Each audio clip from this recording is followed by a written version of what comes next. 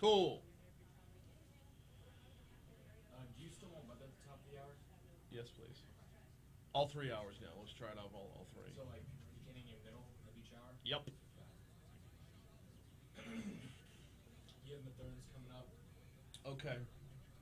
Thank you.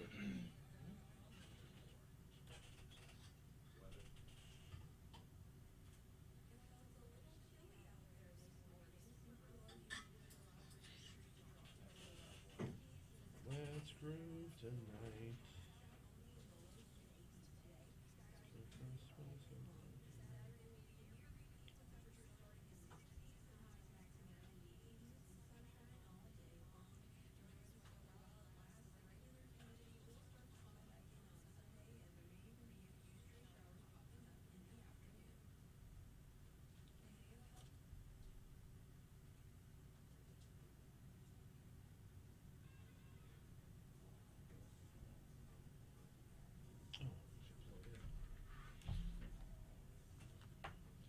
Franz posted tons and tons of pictures, but he posts pictures of his wife.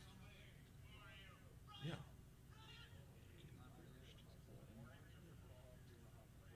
Separated for over a year now. Oh. Oh, yeah. Yeah. I'll talk to you about it after. We're not. Yeah.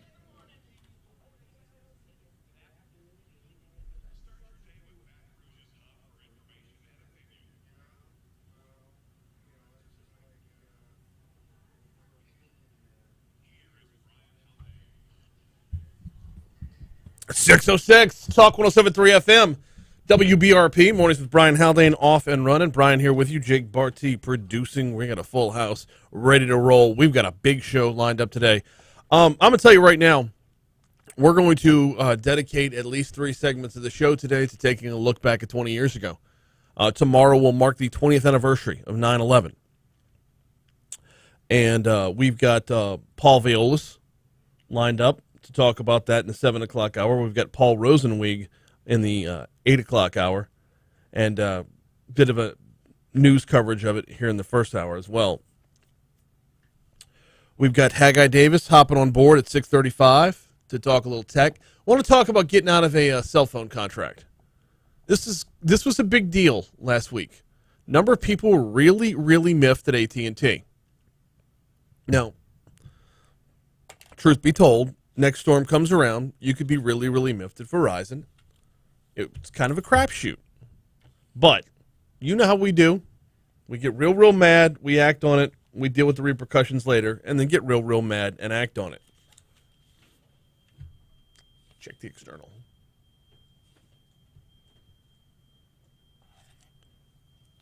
We'll talk about that a little bit. Got a few other things to cover in that regard.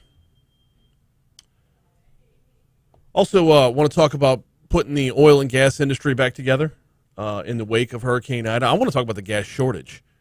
Mike Moncla from the Louisiana Oil and Gas Association is going to hop on board at 7:15. Oh, and don't forget, it's Foodie Friday. Second to last Foodie Friday of the season. Yeah, before we move on from beef, we team up with the Louisiana Beef Industry Council every summer, Memorial Day to Labor Day. So we're going to be doing roast beef po' boys today. My guy Rocco's coming in. Oh, it's going to be a good time. I was super extra good on the diet all week long because I knew I had to buffer this one in. This isn't one of those one-bite taste test days and done. No, sir. No, sir. This week and next week, because next week is Mooyah, burgers, fries, and shakes. Oh, yeah. Yeah. We'll let them close out the season next week for sure. But looking forward to my guy Rocco. And if you've never seen and heard Rocco make a po' boy, this guy tells a 45-minute story while making a po'. It's fantastic. It's a performance you have to see. It's really gorgeous. Not him. He's not gorgeous. The sandwich is. Don't get it twisted. A lot of ground to cover today. I'm stalling. Though. I don't want to do it. I don't want to get into it. It's Friday. LSU's got a home game tomorrow. First home game of the season. Ogeron versus Ogeron in the battle of who cares. It's LSU football. I'm still hyped. But I'm stalling because I know what's on the rundown for this segment. And it led the news at the top of the hour. It's led the news every hour. It led the news last night. President Joe Biden on Thursday announced sweeping new federal vaccine requirements affecting as many as 100 million Americans in an all-out effort to increase COVID-19 vaccinations and curb the surging Delta variant that is killing thousands each week and jeopardizing the nation's economic recovery. The expansive rules mandate that all employers with more than 100 workers require them to be vaccinated or test for the virus weekly, affecting about 80 million Americans and the roughly 17 million workers at healthcare facilities that receive federal Medicare or Medicaid will also have to be fully vaccinated. The president is also signing an executive order to require vaccination for employees of the executive branch and contractors who do business with the federal government with no option to test out. That covers several million more workers. Okay, so let's start with this. The constitutionality argument. I don't care. There's so many different presidential executive orders over the course of this nation's recent history alone, much less history overall. I don't care. But if you want to debate that and you want to do that in court, you can drag this thing out through beyond the pandemic. But let's skip the constitutionality argument and let's talk about the logistics argument. Any company with 100 employees or more, is there any quantifiable way to determine exactly how many companies this is going to affect nationwide? No, by the way, if I'm a company that has 101, 2 of y'all are getting fired today. Is there a way to track this, police this, enforce this? The amount of resources that are going to be needed to track down people for not getting shots or not turning in weekly tests is going to be overwhelming. I mean, an effort that it's going to take a branch of the military to get this done. Oh, now wait a minute. Do I need to go full Alex Jones on this topic? Are you telling me we're going to see branches of the military in every town in America? No, I'm not saying that. But that's the kind of effort it would take to enforce this. That's the kind of effort it would take to babysit all of us. The president signing that executive order for the executive branch, honestly, I feel like it's long overdue. You run the executive branch. You have at it, Hoss. That's cool. That's your house. The rest of this is everybody else's house. Now, bear in mind, I say this as a fully vaccinated person. Fully vaccinated for now. I think I got 4 more weeks till I go get the booster. I got no problem with the vaccines. I've got no problem with strongly encouraging vaccines. Every opportunity I get to sing the praises of why we should be vaccinated, I'm there. But this level of overreach is going to draw more and more people to dig their heels further and further in to not get it. This might have seemed like a good idea in theory. It might have even looked like a good idea on paper. But mark my words, in practice, there's no way this thing plays. We're already due up for our first break. That was why I was stalling. Take that quick break. When we come back, NFL action is already underway.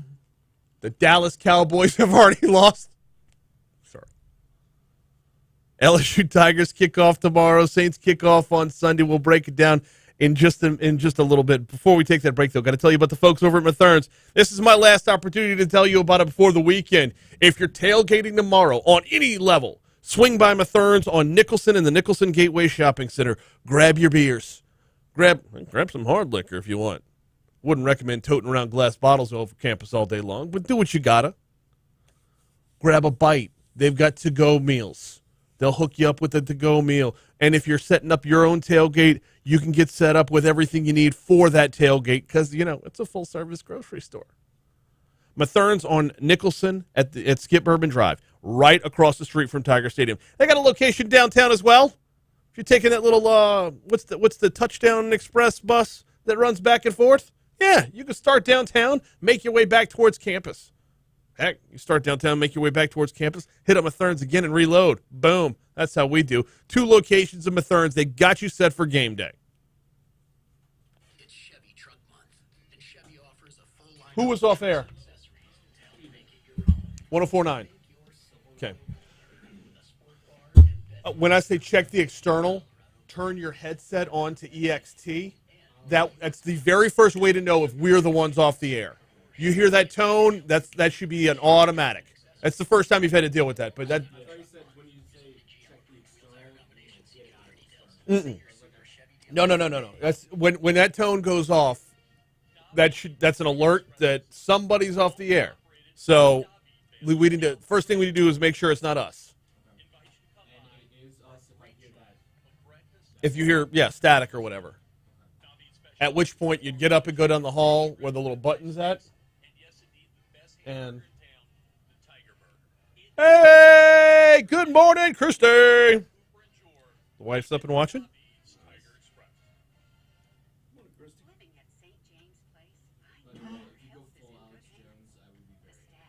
You would what? So I keep getting emails from his people to add the show, the Alex Jones show. I'm torn. It would be fun. I find him entertaining. I think he's batshit crazy, but I love conspiracy theories. I would like to have an outlet for that if I thought people could take it in stride and accept it for the entertainment that it is. And does this man really think that our nation's leaders are lizards? No. No, he's testified in court that he's full of shit.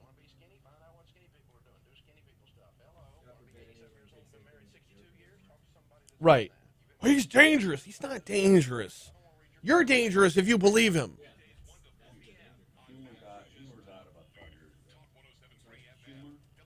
Oh.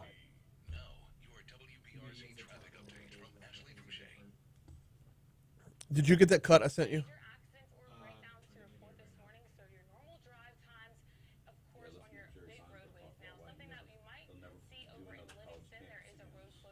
Yeah. You say 5 years ago? I think your timeline's a little tight. I think it's longer than that.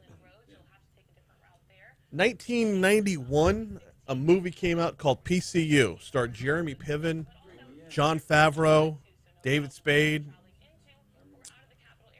They pretty well predicted it. Like, everything is a protest. The whole premise of the big culminating scene was, we're not going to protest. They protested protesting.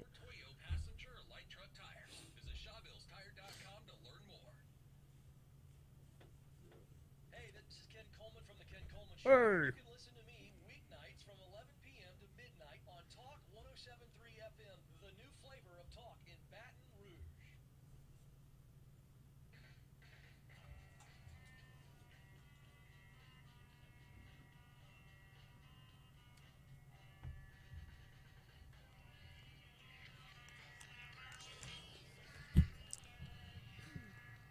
.617, Talk 107.3 FM, WBRP, mornings with Brian Haldane, rolling right along. Bucks, Cowboys last night. Bucks picked up where they left off. Tom Brady, 32 of 50 for 379 yards and 4 touchdowns. Boy, if you had Tom Brady in fantasy football, you are already off to a great start. Here's the thing, though. If you have Dak Prescott in fantasy football, you're not off to a bad start there either. He had 403 yards, 3 touchdowns. Your final score last night, 31-29. Tampa Bay wins it over Dallas. Dallas was...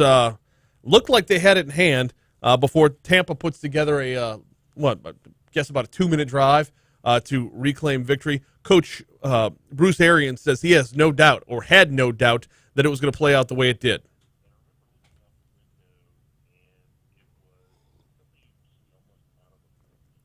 No, that's not it. Interesting. All right, somehow that got crossed up in the wrong cut. Tampa goes on to win 31-29. LSU will be playing 7 p.m. tomorrow night, taking on McNeese State in Tiger Stadium. Of course, you do have to be vaccinated or have a negative COVID test to get in. That game will be in our sister station, Eagle 98.1. Kickoff for 7, which means network pregame starts at 5, which means our pregame on Eagle starts a few hours prior to that. So we'll have coverage all afternoon long on Eagle. Fast forward to Sunday, the Saints will be kicking off home game in Jacksonville, taking on the Green Bay Packers. That game kicks off at 3:25. We'll be on Fox, but also on our sister station, Eagle 98.1. Full slate of NFL football. This is the first full weekend for legalized betting in Louisiana. It's going to be a big weekend. It's going to be a lot of disappointment on Monday. Or maybe some dancing around. Who knows? It's going to be fun, though. It's going to be fun to get out there. Weather should be nice, too, tomorrow. Let's break for the Fox Business Report. Coming right back after that on Talk 107.3 FM.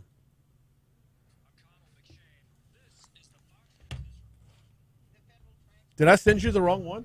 You sent me cuts 10, 11, and 12. No, sir. I emailed you a cut. Looking at it, I just pulled it up, yeah. Yeah, I just downloaded it. Okay. Yeah, you can apologies. No worries. Play it out of here.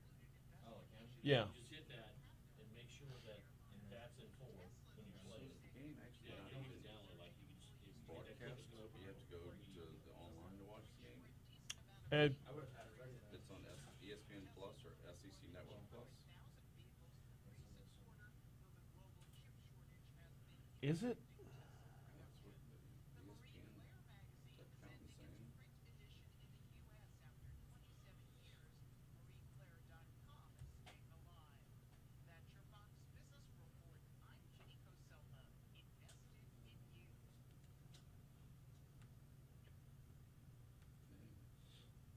Have you been battling the IRS?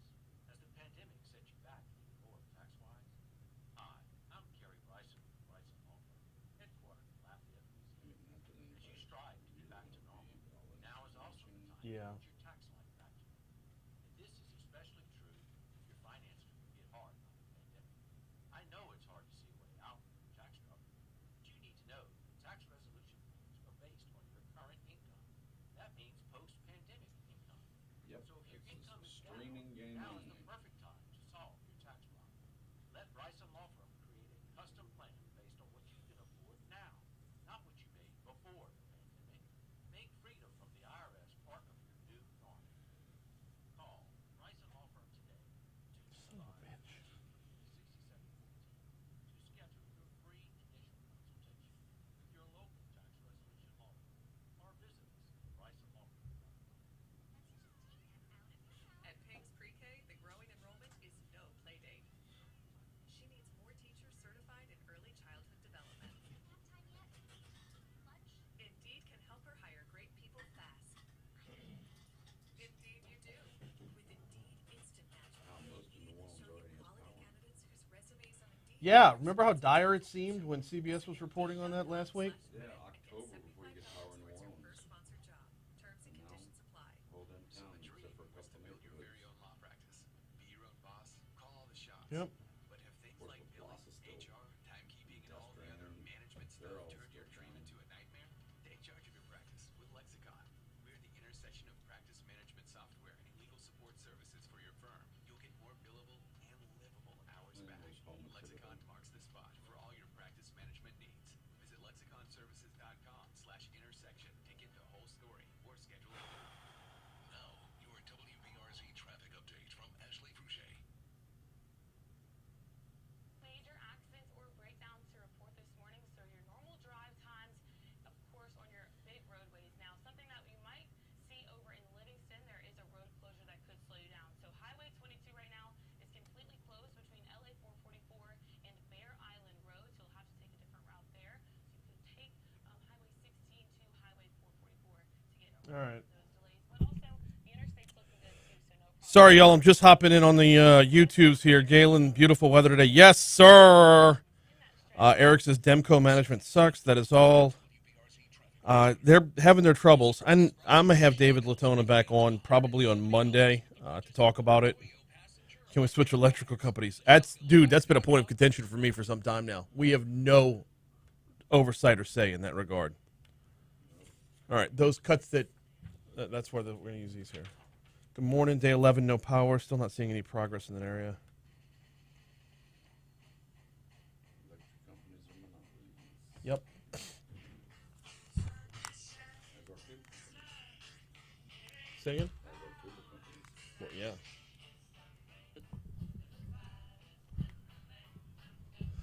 624, Talk 107.3 FM, WBRP, mornings with Brian Haldane, rolling right along. Still a lot of frustration out in Livingston Parish as there are thousands of folks still without power. Demco has said that they're aiming for Saturday for most of y'all. And it's been a frustrating ride. In fact, WBRZ had as a story, it's their lead story, the big tab, about a woman who passed away Wednesday after 11 days with no power. And we're 2 days later, and there's still today and tomorrow to go before most folks are back online, or most of those remaining are back online. And there's still going to be outliers. There's still going to be folks that are going to be without, even after Saturday. It's there needs to be a conversation at some point about how we can do something about forcing the hand of making this easier, like making it more reliable. Haggai Davis and I were talking during the break about, like, I mean, electric companies, there's more than one out there, but there's still a monopoly. We don't have a choice on where we get our power from. The power being sent to the house is the power being sent to the house. I can't opt out. I mean, even if I were to put together everybody in my neighborhood and say we've all gotten together as a group and 100% of us have decided we would like to switch, even then we can't do anything about it. It's a tough spot. And I don't know what the Public Service Commission can do about that. I don't know how they do it. And I've heard, folks in Texas have more of a choice than we do. But even still, it's the power coming to your house is the power coming to your house. So where's the motivation? Where's the sense of urgency? We're used to having customer service in every other regard. There's nothing forcing their hand.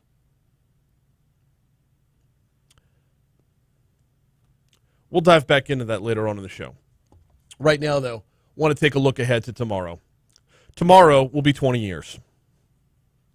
God, it still feels like yesterday. Tomorrow will be 20 years since the 9/11 terrorist attack, since the Twin Towers fell, since a plane flew into the Pentagon, since a plane flew into a field in Pennsylvania, and who knows how many others were stopped because everything was grounded. Islamic extremists crashing 2 planes into the World Trade Center in New York. That's what started it all. I think everybody remembers the moment the second plane hit. Not everybody remembers the moment the first plane hit, because that could have just as well been an accident. You didn't know at the time. It wasn't until the second plane hit that you realized, oh, dear God, we're under attack. What is going on here? There's already smoke coming out of the other side of one building, and now, and I remember this vividly, standing in my living room getting ready for work. Why were you in the living room getting ready for work? Because I wasn't watching the TV in the bedroom. I was walking back and forth, grabbing a cup of coffee. But remember stopping cold, watching, I believe, was it Good Morning America that was on? I think it was either Good Morning America or the Today Show. I don't remember which one I was watching at the time, but I remember, like, in talking to folks throughout the rest of the day, everyone was glued to one of them. You just could not stop watching that smoke coming out. You're going to hear more about this in our news at the bottom of the hour. Baton Rouge and Trey Williams was working for the federal government in Washington, D.C. at the time. He says he witnessed much of the confusion of that day from his office in the Capitol. And I remember looking out the window, and it was something you would see almost out of a movie, where it was mass chaos, where people were trying to get out of the city. No, fourth plane. Yeah, I mean, can you imagine? I mean, we're just down here in lowly little Baton Rouge. Can you imagine being in New York City or any major metropolitan area that might have been one of the further targets? Once you figured out that there were targets, now the point of time from where you figured out there were targets to everything being grounded was limited. But you didn't know what was next, and that was the scary thing. You didn't know what was next. There was that whole stretch of a few, maybe for the next week, it was all a matter of what else could they be doing? This was inventive. How did they come up with using a plane as a missile? Now, there was another plane that was planning on crashing into the U.S. Capitol. Passengers that rushed the cockpit, that's the one that crashed in Shanksville, Pennsylvania. Williams, by the way, worked for the U.S. Let's Roll. That's the famous Let's Roll. Williams, who was working for the U.S. Department of Health and Human Services at the time, said the Capitol was eventually evacuated, with staff left to find their own way out of the area. As I was walking down the mall of Washington, D.C., I could see the smoke of the Pentagon in the far distance. And what struck me was how quiet everything was. Williams remembers the smoke rising from the Pentagon in the distance, the eerie silence of virtually no air traffic, save for the sounds of the fighter jets, which was oddly reassuring. Right? Oh, I mean, maybe I'm weird in that regard, but that, like, it was, there was some level of reassurance that someone's got our back. Still, he says he'll always remember the compassion people showed for each other at that chaotic time. You had people holding up signs saying, needing a ride to Virginia, and people were jumping in strangers' cars and helping each other out. That day and the days to follow were super duper tense. And everybody's story is unique. I remember the number of people that where I worked when I eventually got to work, the number of people who were scrambling to get their kids out of schools. We didn't have kids yet, so I didn't I was like, nobody's attacking a school. But at the same time, though, you don't know. The level of just chaos and, dare I say it, terror, I don't think will ever be replicated. God, I hope not. We've got a lot more on 9/11 later on in the show. Right now, we got to get you to CBS News. CBS News brief. President Biden is requiring large businesses to mandate COVID vaccinations or offer weekly testing. And we have breaking news. I was just about to walk out the house, bringing Haga to elementary school. And Federal there's employees news must also be that a plane vaccinated. has crashed Los into Angeles Unified School District will require the World Trade vaccinations Center. for all eligible students. And as they were sitting there talking, 19 minutes later, when a second plane hit live, Yeah. and It flew into the... they said, "Oh my gosh, we're under attack." That's not an accident. Yep. That was I'll never ever forget that moment. Futterman reporting. And U.S. Attorney General Merrick Garland is suing Texas over its so new I abortion was law. I was working for Eco at the time. Our office was just off of it's in the building where Graves' office is now. Okay, We were so on the third floor. you were in the exact same building as Matt Kennedy. And so Baton Rouge newsroom. Saturday marks 20 years since the I 9/11 dropped terrorist attack on the hang out United at school, States. go to Islamic the office, and extremists I'm crashed watching two planes crap on into the World Trade Center in New CNN.com. York and one jet into the And Pentagon in I went across the Washington, street to D.C.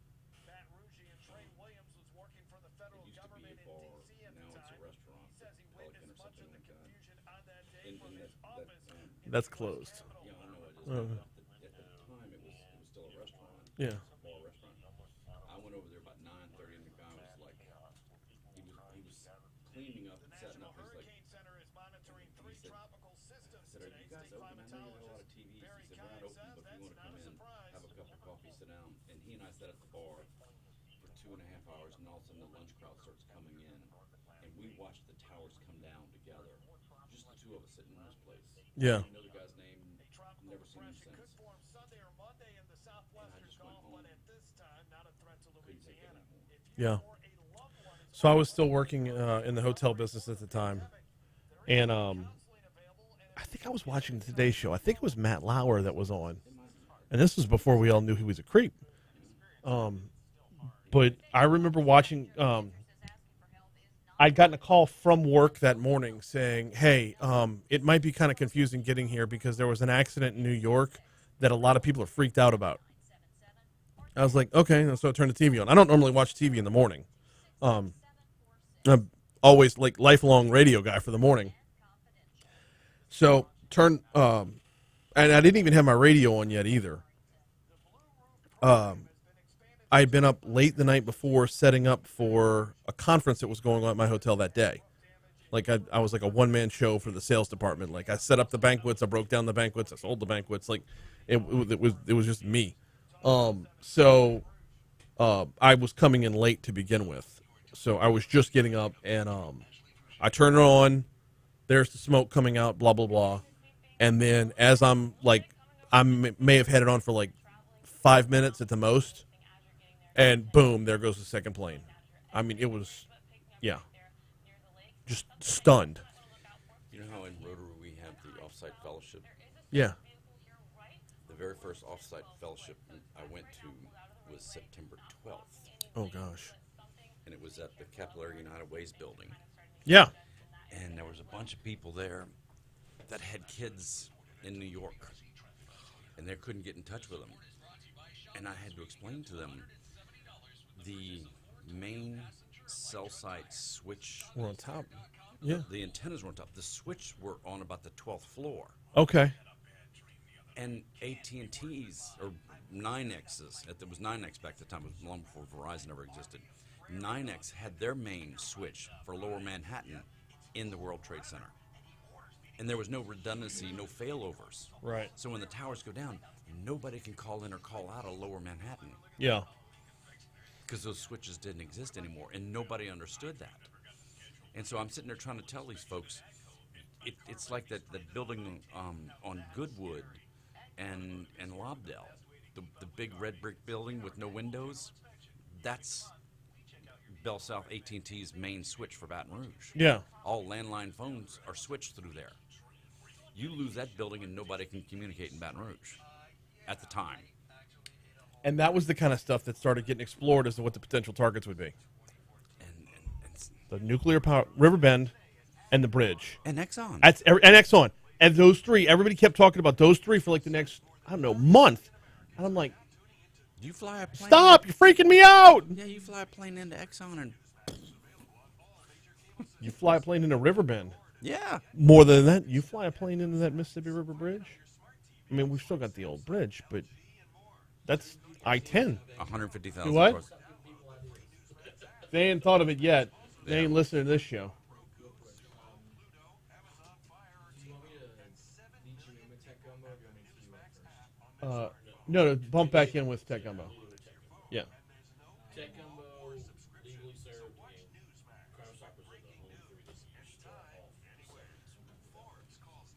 And then you have BRTT.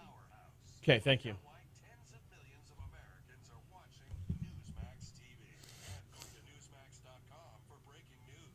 It's a source you can trust. Galen says, I know some Demco customers got service restored days before Entergy in the same subdivision. I know that Demco has outperformed Entergy regularly in the past. This feels like an aberration. Galen says, I remember 9/11 well. I was traveling in Dallas, and it seemed every hotel service worker was Middle Eastern, paranoia. After waiting on a flight for days, we rented a big caddy and drove home.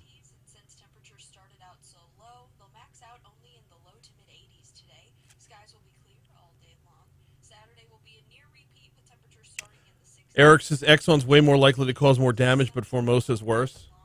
Enjoy this weather while it lasts. The Yeah. humidity will start to funnel back in on Sunday, and there may even be a few stray showers popping up. I remember, like, and you know what I need to do for Saturdays on Demand?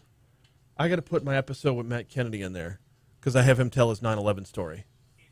He was on the air live when it was happening. That sounds good. I'll have that. Haldane Davis talks technology news using language even Brian can understand. You just don't get it. I don't have your head for science, so I'm not going to be Drew able to Brees help joins much. NBC Sports. Check out Tech Gumbo, presented by Cardinal. Is that news today? Saturday and Sunday at I thought that we've known that for months. He was on last night. Maybe they're showing because he. Oh, wait. Monday Night Football was on NBC? Oh, no, it's Thursday Night Football. Jesus. I need... Labor Day wasn't enough. 638, Talk 107.3 FM, WBRP. Time for a Cup of Tech Gumbo. Time to welcome in Haldane Davis. Whew. How's it going, man? Well, it's better. Yeah. Like for a lot of people, it's better. Still not great, but better. Well, you know, especially Livingston Parish, we've been talking about on YouTube. Getting a lot of feedback from Livingston Parish about having problems with getting power restored. It's been a process. This week has been even for having a holiday week. It's been an incredibly long week. And leading up to tomorrow, I apologize if I'm weighting everything down by the 9/11 anniversary. This is the 20th anniversary, and to me it feels like it's kind of a big deal. You know, Yeah. There's nobody that doesn't know where they were. When the second plane hit, there's nobody that doesn't have just countless recollections of that day and the days to come. Absolutely. And I'll tell you this, and this, I mean, like my personal history, I got married 11 days after 9/11. Christy and I got married. Our 20th anniversary is September 22nd. Wow. And Congratulations. thank you. Our honeymoon, we went to Dublin, Ireland. You want to talk about a white-knuckled flight from start to finish. Flying internationally less than 2 weeks after 9/11. That was, now, to be fair, hindsight, probably the safest time in history to fly. Probably. And when we had a layover in Frankfurt, Germany, and to get from one plane to another, the entire trek through the airport, you were walking past their military. Like, we're walking past machine gun after machine gun after machine gun in the airport. Like, it was brutally locked down. Wow. Yeah.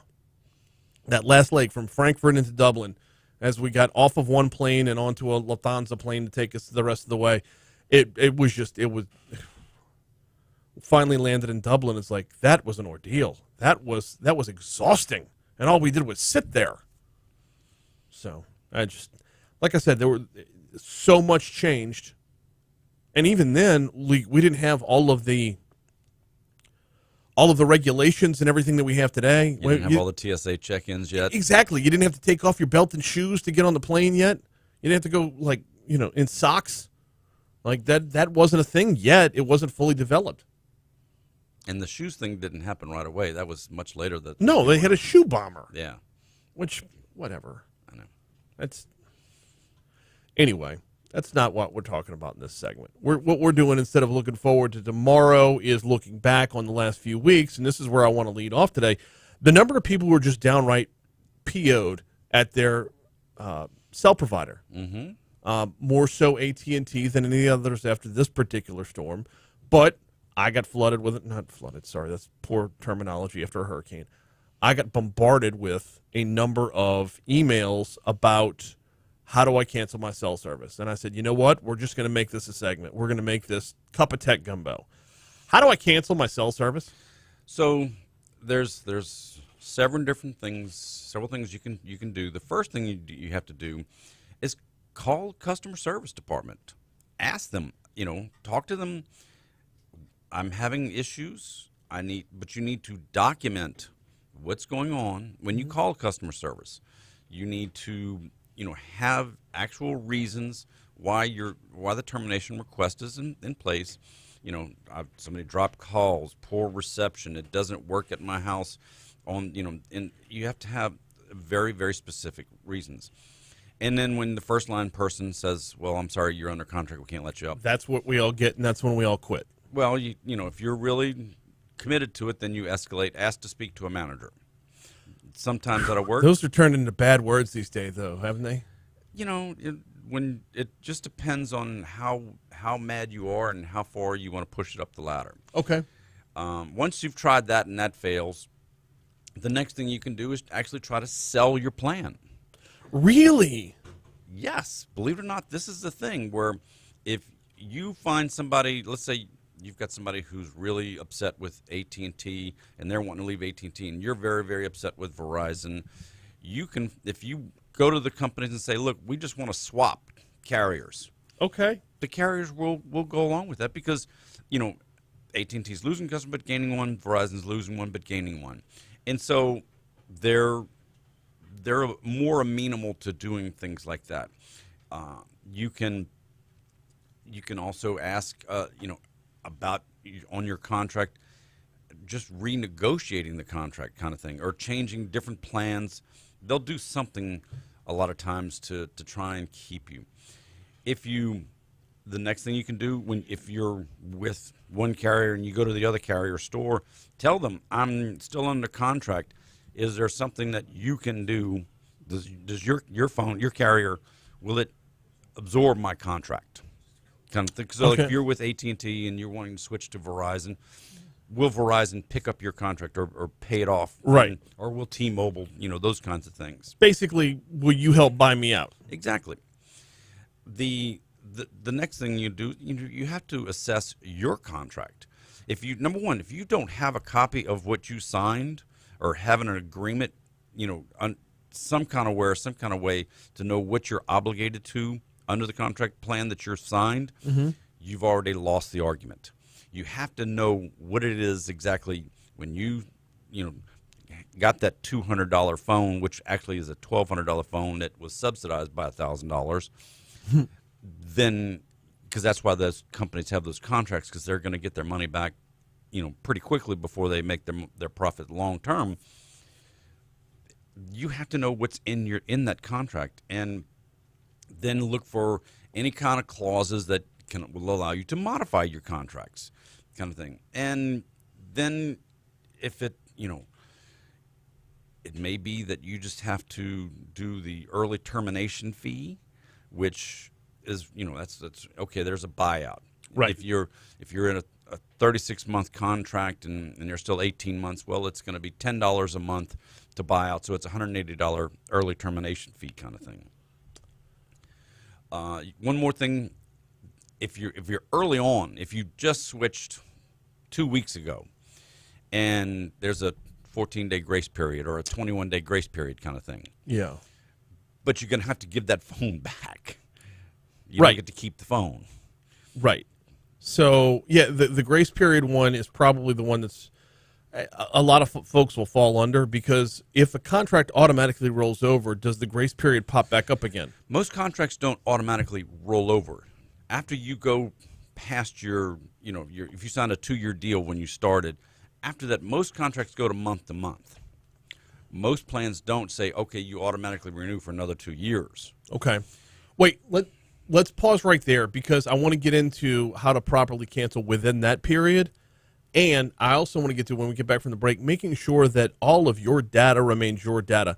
Like if I've got however many contacts, if I've got however many, like whatever apps or whatever, once you're in it, you're embedded pretty good, right? Right. Once I'm now getting out of my phone, and when I walk into the AT&T store to get a new phone, I say, here's my phone. When you give me a new one, I want all that right there. And it is. And it's magical. How do we do that if we're going across the street? And why should the carrier I'm leaving even give a darn? Got a break, though. Taking a break right here. We're going to check your money now. We're going to check traffic. And when we come back, we'll continue with a Cup of Tech Gumbo on Talk 107.3 FM. Now is the time to celebrate. The first NFL Sunday of the season is about to kick off. And DraftKings, the official daily fantasy partner of the NFL, is putting you in the center of this weekend's action.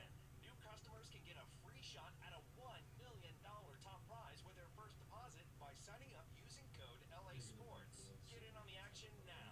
It's simple. Just pick your line up and stay in the I'm not sure there's anyone I hate enough to sell an AT&T plan to.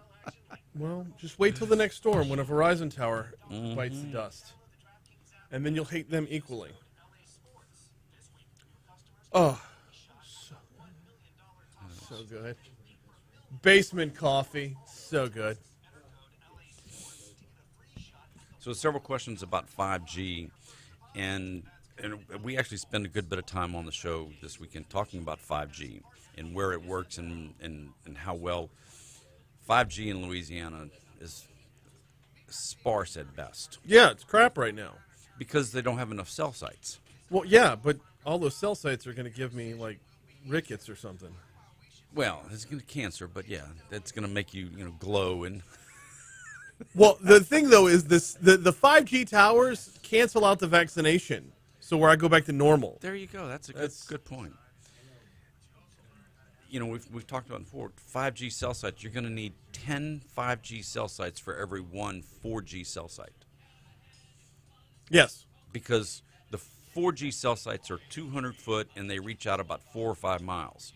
5G cell sites are 50 to 100 feet and they only reach out 1,500 to maybe 2,000 feet, or about half a mile. Which, to me, makes them worthless. It's going to be much, much faster service, but because it's a short. I don't want Baton Rouge looking like a picket fence of 5G sites. It's happening. But see, you're not even going to notice most of them. They're going to be on telephone poles. You can drive down Burbank. There's 3 of them. I mean, Brightside, and there's 3 of them, and you don't even notice them there. Drive down Goodwood, and there's 3 or 4 of them, and you notice every single one of them because Really? they're standalone. Yeah. I hadn't been on Goodwood in a while, but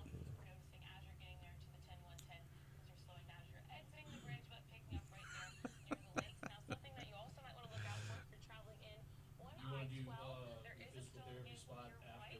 Yeah.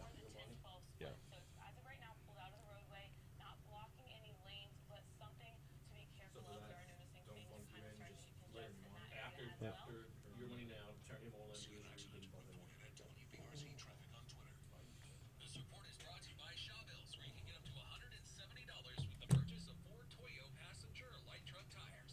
Ah, that's right, Byron. That's my bad.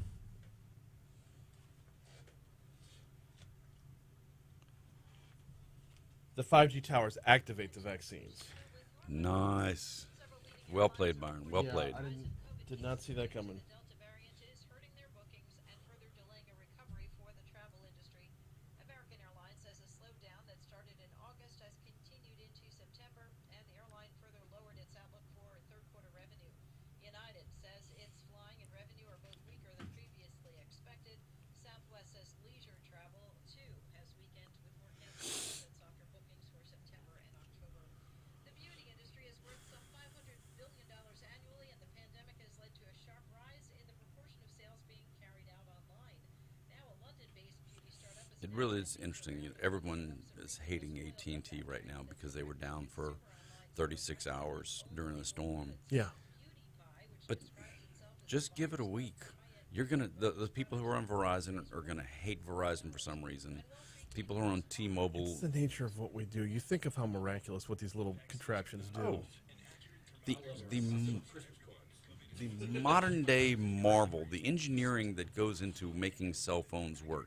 The fact that you can walk around with a piece of plastic and silicone in your hand and communicate with anywhere in the world is unbelievable. And when I used to go just sit in the mall and watch people walk around with their phone in their hand and just want to walk them and ask them, do you have any idea the engineering and science it takes for you to be able to do that? Exactly. And most people just assume, well, it's just easy. It just works, right? Yeah.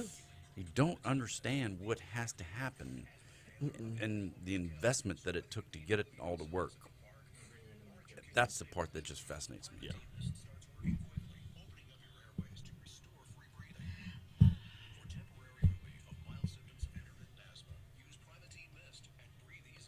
Go ahead and make me. Cup of Tech Gumbo going to continue in just a minute. Got to tell you about the folks over at Baton Rouge Physical Therapy. Look, you got a little nagging pain you're dealing with right now? I'm not talking about recovering from some kind of major injury or a car accident or something like that. I'm talking about like something that happened to you a while ago and it just keeps coming back. Shoulder, lower back, upper back, your knee, whatever the case might be. Baton Rouge Physical Therapy, been around for 58 plus years, and they know how to take care of you. They basically introduced physical therapy to Baton Rouge. They'll sit you down. They'll talk about your unique circumstances, your unique situation, your anxieties, your frustration, your story. They'll get to the root of your physical limitations and mobility issues and help work you through it. Give them a call at 917-9185, 917-9185, or visit brptlake.com. They've got 6 locations throughout the greater Baton Rouge area. They're here to serve you. Get back to being your best. Get back to being better than your best. Think physical therapy. Think brptlake.com. 2 seconds over.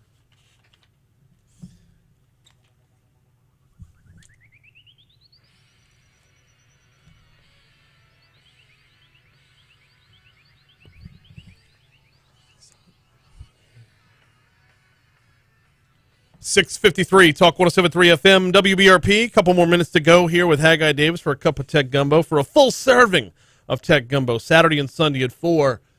And, of course, anywhere you get your podcasts, anywhere on demand. And all things play out.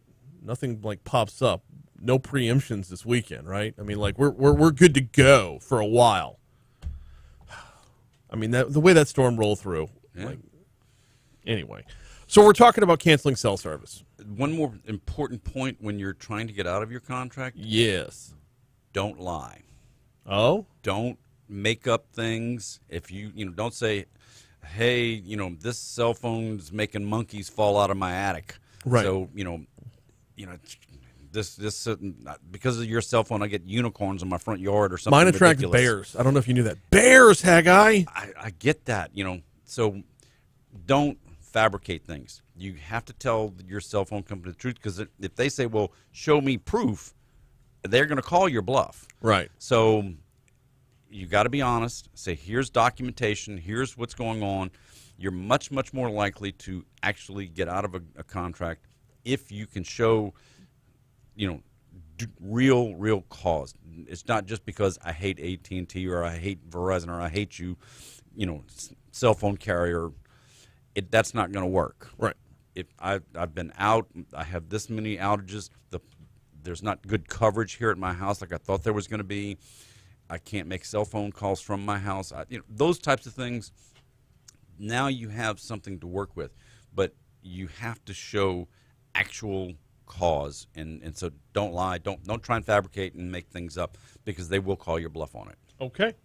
Now, as for everything I've collected and accumulated over the years, as for the countless apps, as for the countless contacts, as for everything that's in my phone, how do I move it on over, or do I have to download everything all over again? Well, it just depends on the phone that you have. If let's say you have an iPhone, and I do, as is evidence in front of us. Yes. So if you have an iPhone and you're with Verizon and you're wanting to switch to T-Mobile and stay with an iPhone, as long as your phone is backing everything up into the iCloud, then everything will transfer with you. But if every day I get an alert from my iPhone saying my backup failed, you don't have any way to transfer your data from one phone to the other very easily. You can go to the Genius Bar and in the Apple Store, and they can download and upload everything there. Some of the carrier stores will have those capabilities to do that for you. The SIM cards, when some phones still have SIM cards, some phones you can get in and out. You can crack them open and get to the SIM cards. Can I crack an iPhone open? Not really. Not if I want to put it back together with anything other than duct tape and bubble gum. Yeah, the right to repair is a right to repair, not a right to just open it up and play with it. Right. So yes, you can transfer your data from one phone to the other, even when you're transferring from one carrier to the next, because it's more about the phone at that point. It's less about the carrier. Right. And yeah, it more about the phone and everything that I've put into the phone. Exactly. I don't know. I'm just a complacent dude. That's all. I'm just like, here we are. It's not going to be any better across the street. I'm sorry. It's just not. I've been across the street. I left Verizon for AT&T. I was livid with their lack of customer service. And in 250 U.S. cities. It's real easy. The largest metropolitan areas have much more 5G than anywhere else. Okay. If you've got 20 million people in New York City, guess what you're going to see a lot of? A lot of 5G. Right. If you're in, Bunkie, where there's 1,500 people total, you're not going to see 5G for another 2 years. Okay. The 5G was going to be a 5-year rollout starting a year and a half ago. Because it took that long to get 4G rolled out everywhere across the country. And now that it takes 10 cell sites for 5G for every one cell site of 4G. So you got that many more cell sites you have to deploy to get this service really, really widespread coverage. All right, so if it ranks by city, or if it, on average, ranks by city, how does Baton Rouge compare to comps? Are we that deep into the data yet, or have we not seen enough to know? Close to that, no. All right, what's coming up on the show this weekend? So we do a big deep dive on that. On getting out of your plan. We spend a good bit of time talking about some fun things like why Google is still tracking your data and selling your data and everything, and still. Wait, they didn't stop? Believe it or not, they didn't. But I get these little pop-ups that tell me they don't have to follow me anymore. Yeah, right. And then we always spend a little bit of time talking about the Mars Ingenuity helicopter.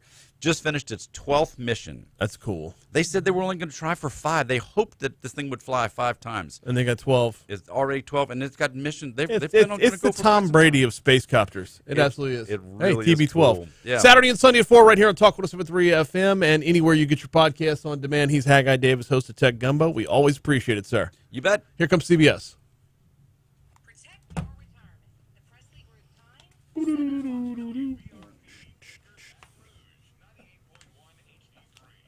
What? Troy's saying monkeys falling out of my attic. That's the PG version of my go-to quip. Yes, Troy. I could not say what I was really going to say on the open air. It attracts bears. It attracts bears. That's yes. Uh,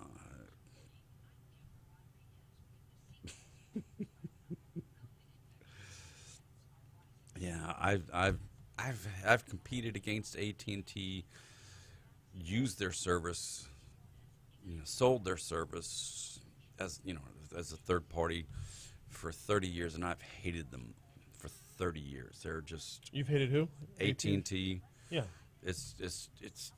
I mean, you think it's bad as a consumer, as a customer. Try and work with them on one of your clients who needs service or their service is down. Yeah. Then it is unbelievable, and how miserable that experience becomes. Well, because they're pissed at you. Yeah, and it's it's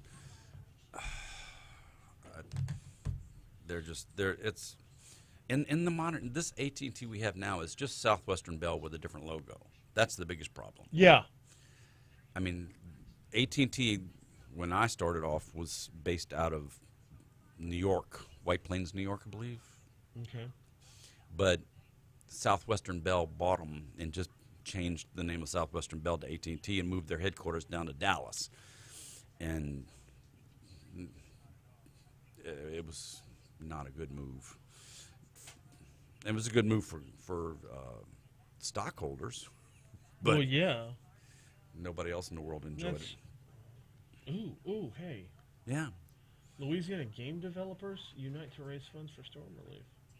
Oh, good. Isn't that cute?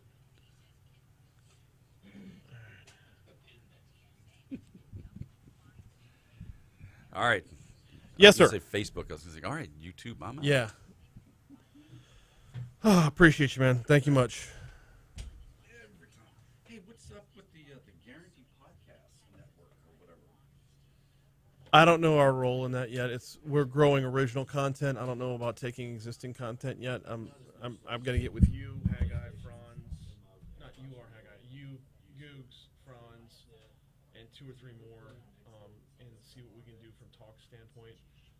I don't think it's gonna be a whole lot of repurposed stuff though. So if y'all had something you wanted specifically in that, but before I delve into any of that.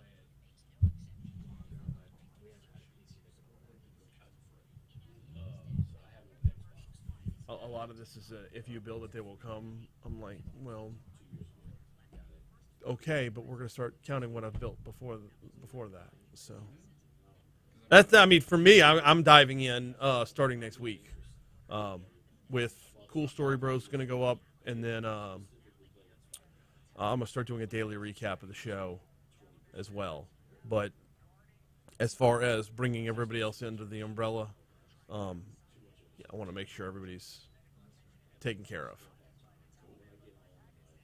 Sounds good. See you guys. I'll send it. All right, cool. I just got to go take the crap out of it. Take the crap out of it.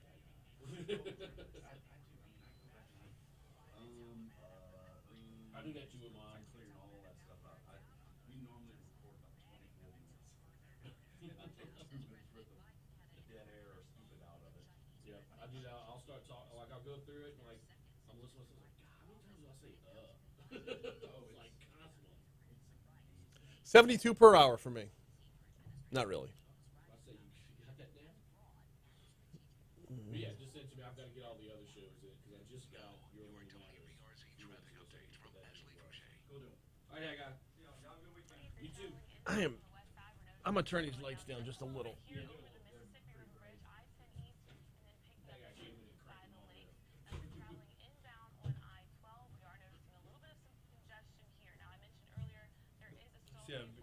See, I'm gonna be slightly less pasty. What time you have to be out there tomorrow? I'll be on campus for about 2:30 to 3. We don't get crank until 5, but for a home game, number one, there's gonna be like checking in, vaccine card, just to get in the building. Everybody's squaring away their credentials and whatnot. So, but I also like to be there a full hour ahead of time to give myself plenty of buffer in order to get everything open, everything up and running. Got Adobe going to roll for highlights. Got all my graphics ready for posting on social, and Then once I'm all settled in the studio, I'll get out for about an hour just to walk around campus, eat. Well, I get into the big one on the PMAC ramp.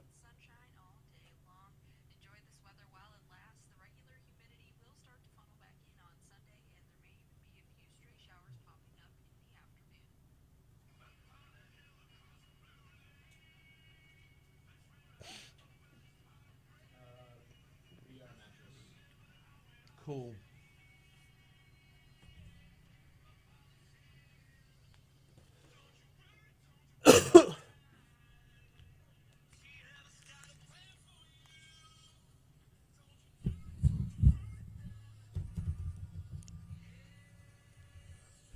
.706 Talk 107.3 FM WBRP. Hour 2 of Mornings with Brian Haldane coming your way right now.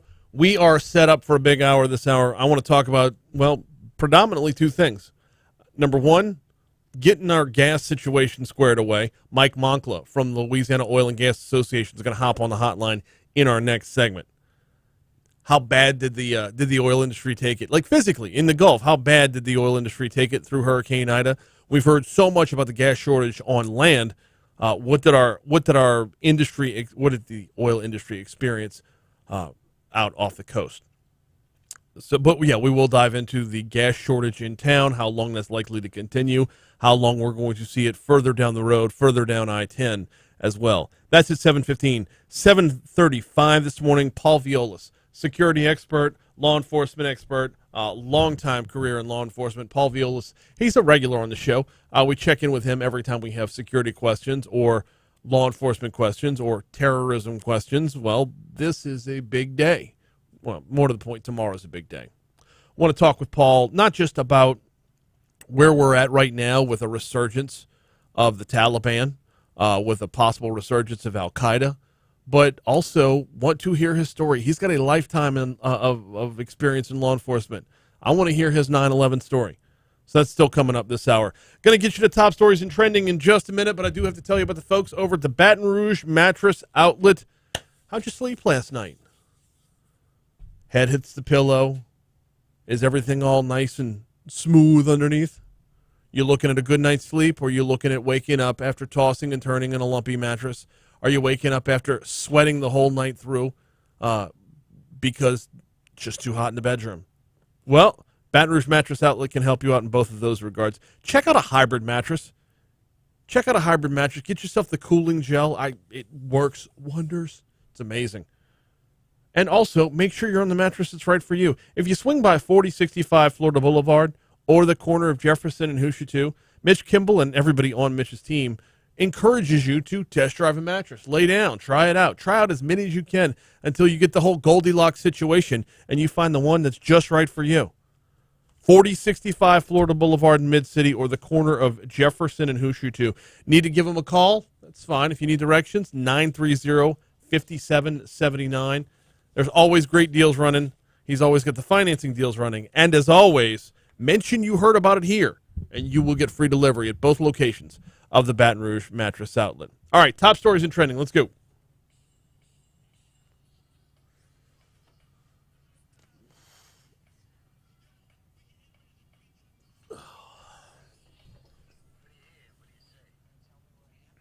Now, top stories and trending. 5, 4, 3, 2, I let one go. On Talk 107.3 FM, the most trusted name in news. Brought to you by Complete Collision Center, with locations in Zachary and Baton Rouge. Don't let who you choose to repair your vehicle be your second accident. Choose CompleteCollision.com. I want to know absolutely everything that's happened up to now.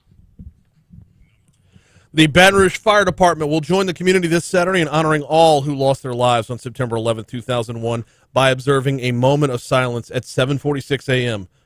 This marks the moment the first plane struck the World Trade Center. Baton Rouge fire officials say all engines and ladders will be pulled on the aprons. Firefighters will stand at attention for 1 minute to honor the fallen. The father of a toddler found dead in a hot car last month has been arrested after investigators determined he left her in her car seat after taking her to a doctor's appointment. Journey Willis's body was not discovered until after 6 p.m. on August 20th when Kenneth Willis of Port Allen went to a daycare on Oak Grove Drive to pick up his children. He was told only one child was there. Now, he dropped off that one child and then took Journey over to her doctor's appointment, did not return back to the daycare center. She was not found until that evening. Homeowners in the capital area now qualify for the Blue Roof federally backed program that provides the infamous blue tarps to roofs of storm-damaged homes. Homes and parishes that sustain hurricane-force winds qualify. We talked with Congressman Garrett Graves about this 2 days ago, about the evolution, or what needed to be the evolution of this program, as there were a limited number of parishes that were where this was available. Well, it has expanded up to 25 now. You do still have to be able to live in the home. The home has to be livable. But if you're in East Baton Rouge, let me just start and do this alphabetically. Ascension, Assumption, East Baton Rouge, East Feliciana, Iberia, Iberville, Jefferson, Lafourche, Livingston, Orleans, Plaquemines Parish, Point Capee, St. Bernard, St. Charles, St. Helena, St. James, St. John the Baptist, St. Martin, St. Mary, St. Tammany, Tangipahoa, Terrebonne, Washington, West Baton Rouge, and West Feliciana all fall under the umbrella or fall under the Blue Roof. Yesterday, LSU Student Union was filled with students who were in a rush to get a COVID-19 test or vaccine. The university said they all have until today to comply with the university's COVID-19 protocols or be kicked out of school. Students are required to either show proof of vaccination, a negative COVID test result, or opt in for regular testing prior to arriving on campus. LSU says those who don't follow the requirements by the deadline will be unenrolled and will receive a prorated refund of tuition. A prorated refund? You're going to get your money back for what, 2 weeks worth of school? Yeah. Students who have not shared their status with the school were notified Wednesday that they still had to do so. Narcotics agents with the sheriff's office pulled off 4 simultaneous searches, arrests, and seizures at massage parlors discovered to be part of a prostitution ring. Police identified and arrested 59-year-old Jing Jing as the leader of the facilities. Jing has been, I don't know if that's his first name or last name, has been charged with money laundering, promoting prostitution, and criminal conspiracy. Police observed Jing deposited and transferred $130,000 from his accounts, believed to be earnings from these businesses. In April of this year, the sheriff's office started investigating a complaint about organized prostitution, human trafficking, and money laundering at the businesses operating in the Baton Rouge area. Police seized over $31,000 from numerous frozen bank accounts, hard drives containing video surveillance from the massage parlors as well. That's a look at your top stories. Here is a look at what's trending this morning. It's what we led the show with. President Joe Biden announced sweeping new federal vaccine requirements affecting as many as 100 million Americans in an all-out effort to increase COVID-19 vaccinations and curb the surging Delta variant that is killing thousands each week and jeopardizing the nation's economic recovery.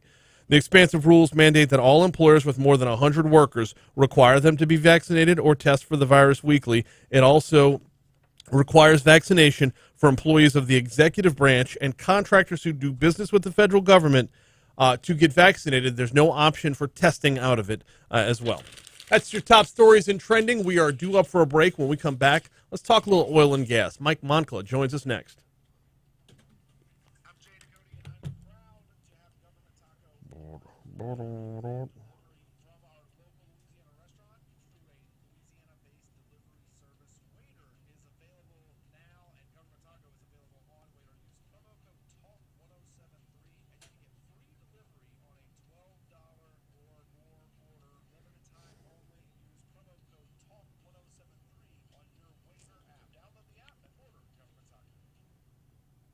How do you choose the right attorney? I give you the answers at MurphyLawFirm.com. Don't allow insurance companies to take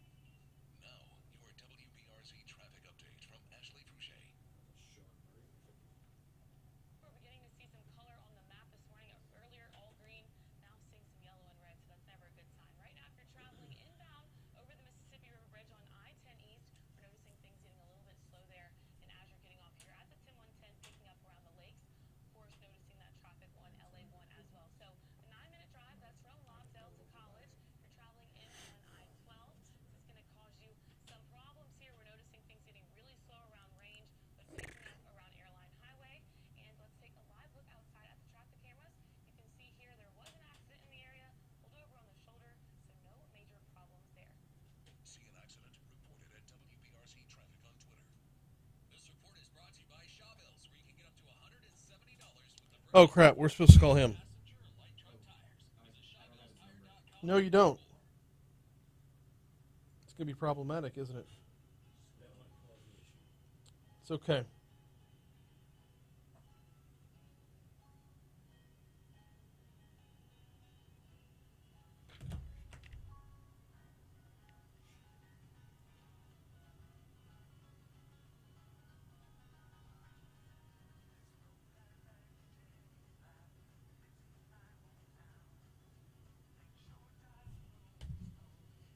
Hey, Mike. Hang tight. It's Brian. Hang tight. Coming right to you.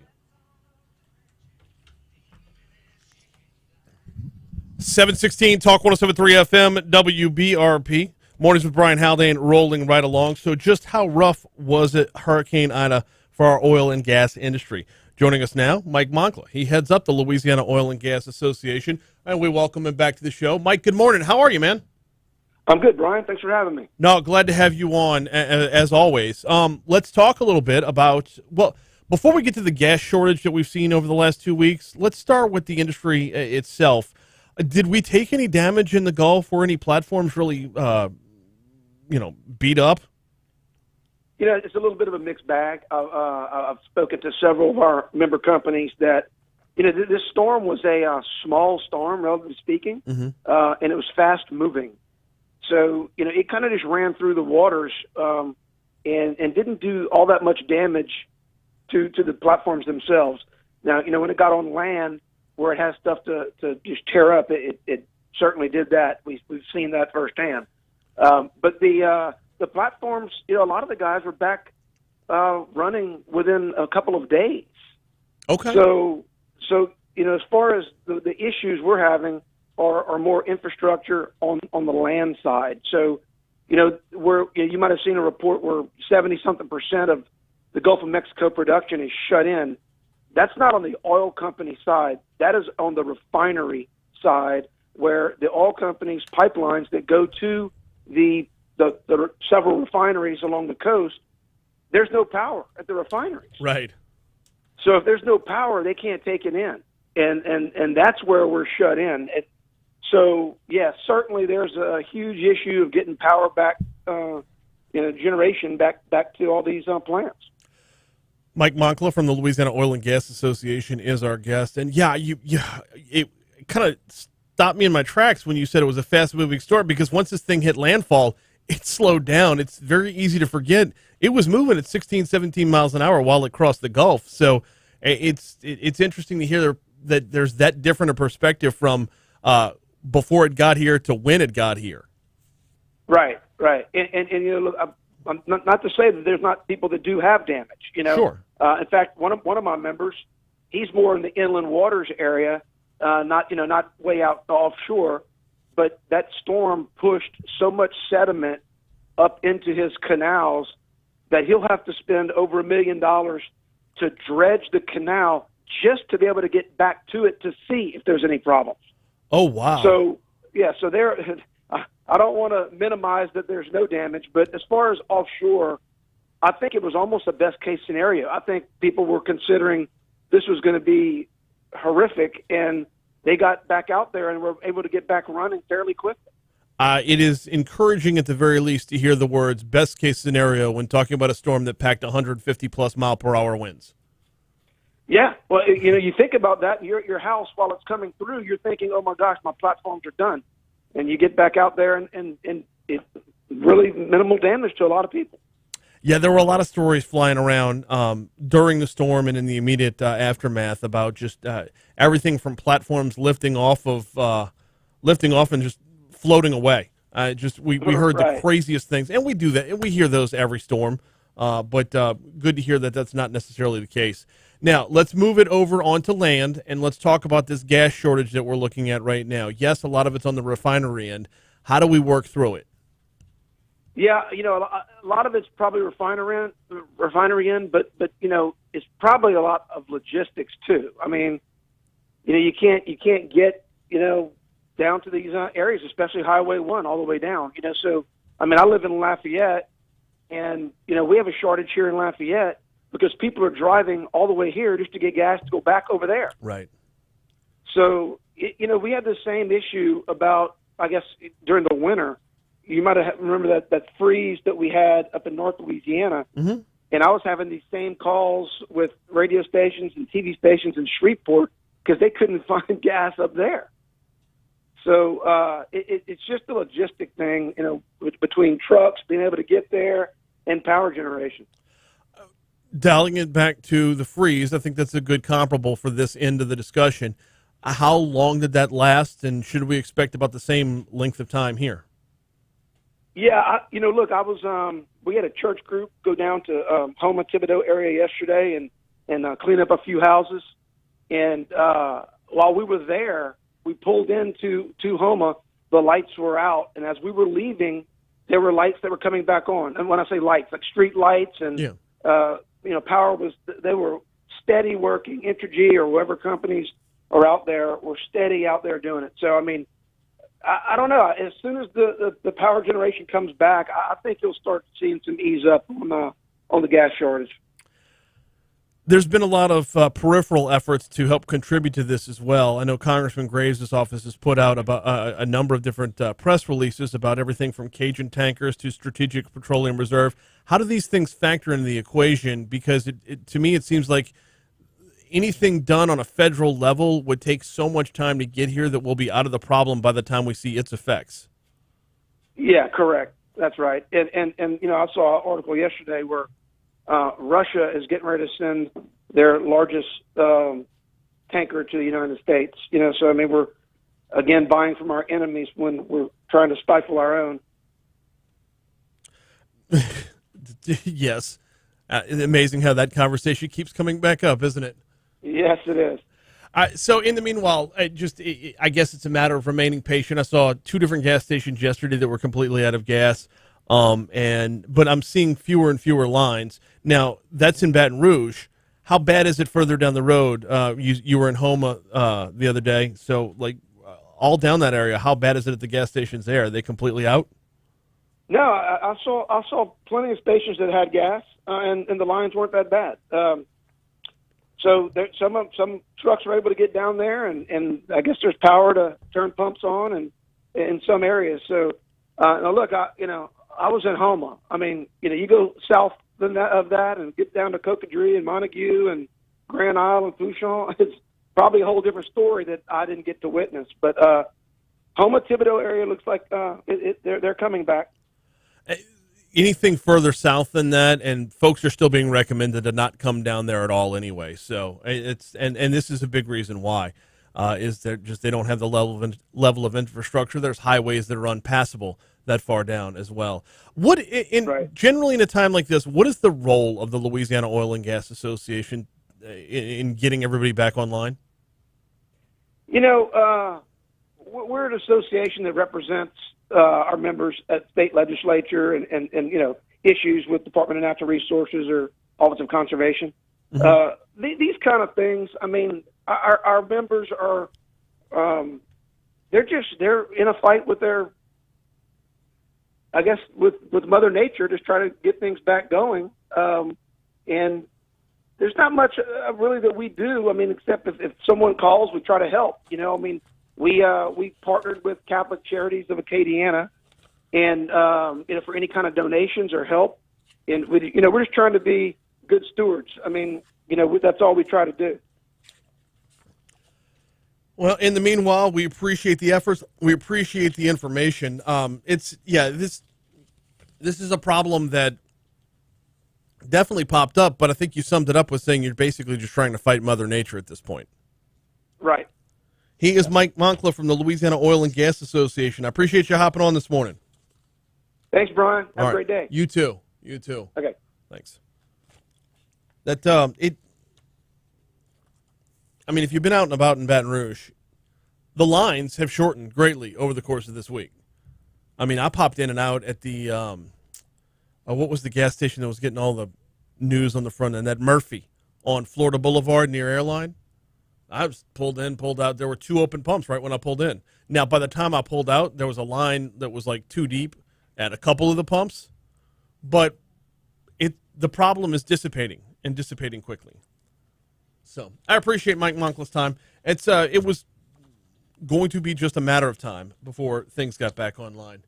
Hey, while we're talking about the aftermath of Hurricane Ida, let me go ahead and keep it in the oil and gas field.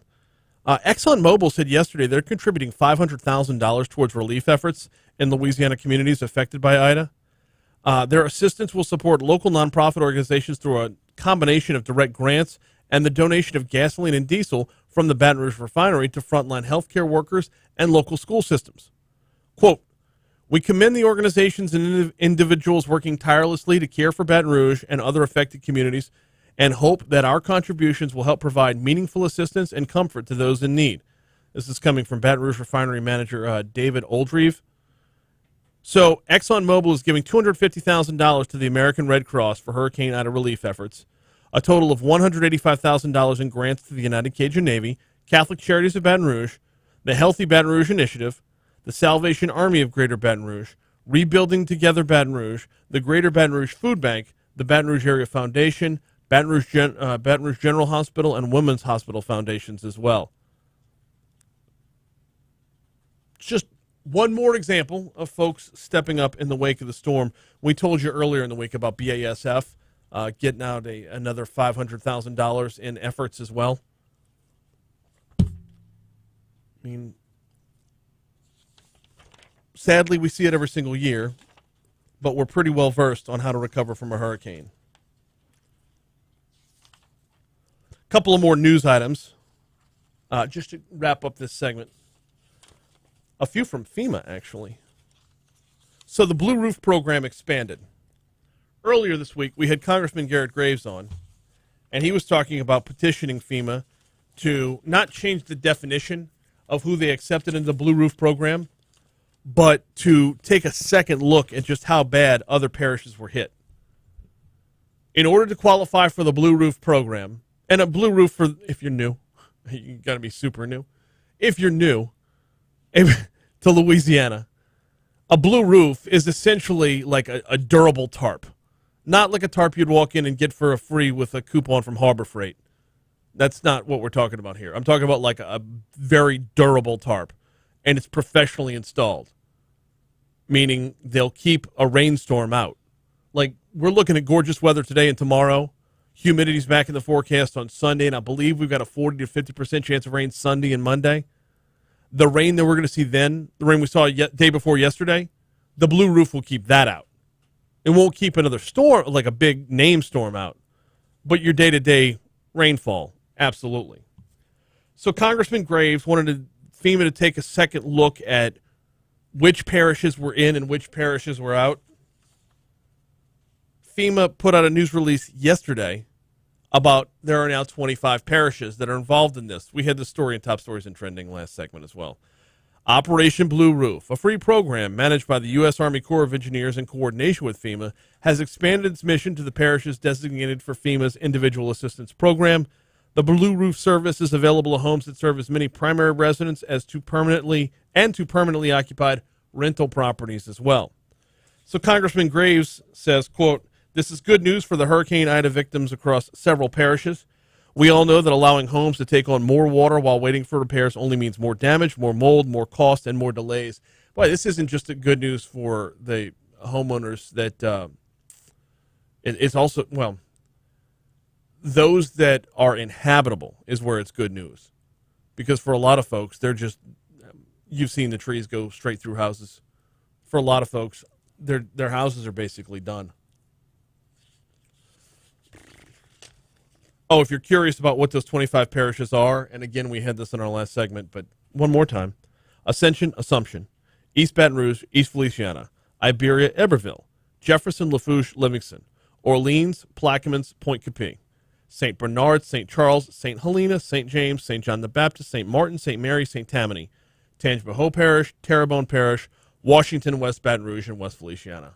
That is who is now available. And if you need to know where to go to register for the Blue Roof program, the website is simple, blueroof.us, B-L-U-E, blueroof.us, or FEMA.gov/disaster.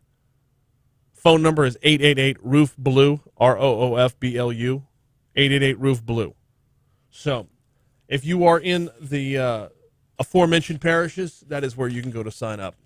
All right, tomorrow marks the 20th anniversary of the attacks on America on 9/11.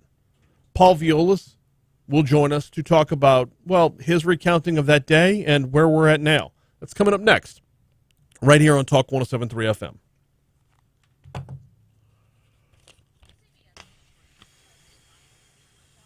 Did I write down Paul's number for you? Okay. Wait, as soon as we get in weather.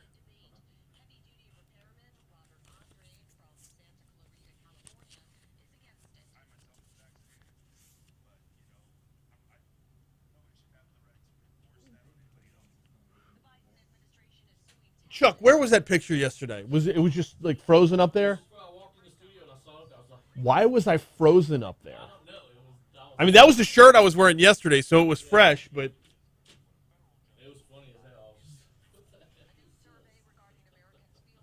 yeah, it's like I can't tell, am I yawning or doing an impression of Robert De Niro? And sadly, those two things look the same. Yes.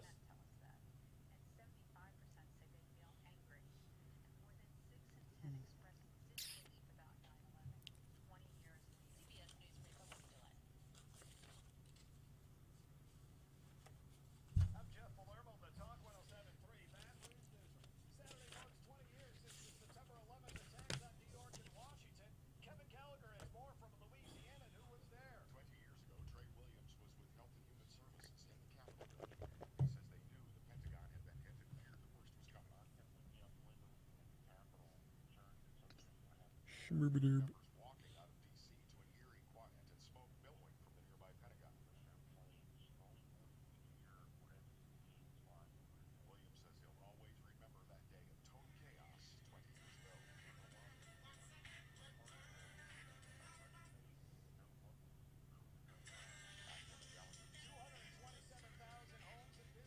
ago.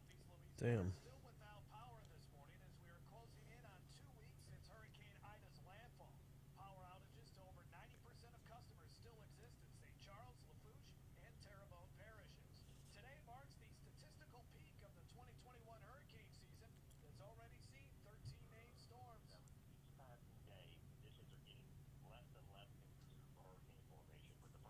Chuck, you're good to go for Franz at 11?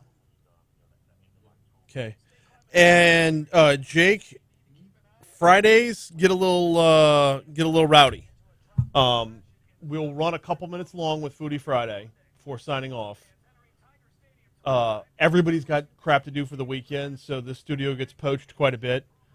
Cade will have to record an interview at 10. Possible that Haney rolls in at some point looking for a place to record a podcast. And then Go Rouge happens at 11, so you might be in and out getting stuff posted and loaded up and whatever. But, yeah, we do our best to all the stations work as a team to get everybody what they need to do for game day.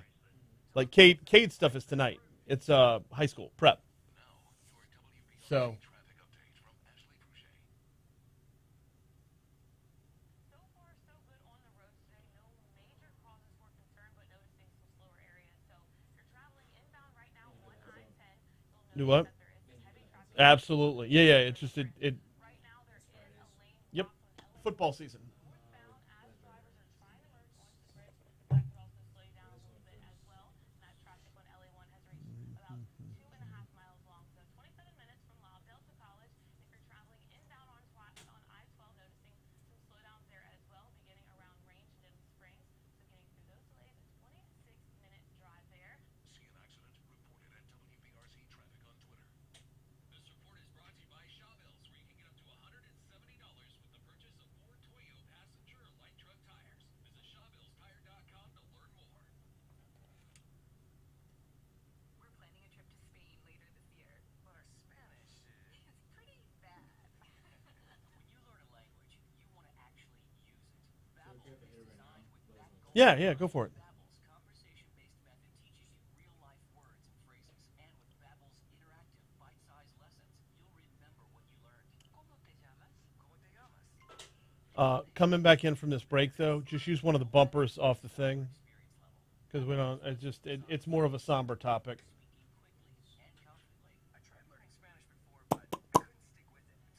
The babies of 9/11, 20 years later.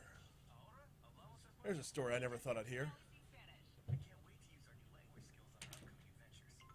Babbel, language for life. Celebrating 10 million subscriptions sold. Now try Babbel for free at babbel.com. Just go to babbel.com and start learning a new language today. That's babbel.com. Tightened up the haircut yesterday. Feeling good. Feeling good. Take a deeper dive into the stories that are important to you with a I got Mooyah. Mooyah. I'll do that before the outside in. I want to give Paul Viollis every ounce of room to run. Hey, Paul, it's Talk 107.3. Might want to just come back and drop. You say, because none of those tags have been installed. It just, yeah. I just throw these and get you in as soon as possible. Your call. No, we'll go with it. It's just, it's not something, it's nothing anyone's going to sing along to. I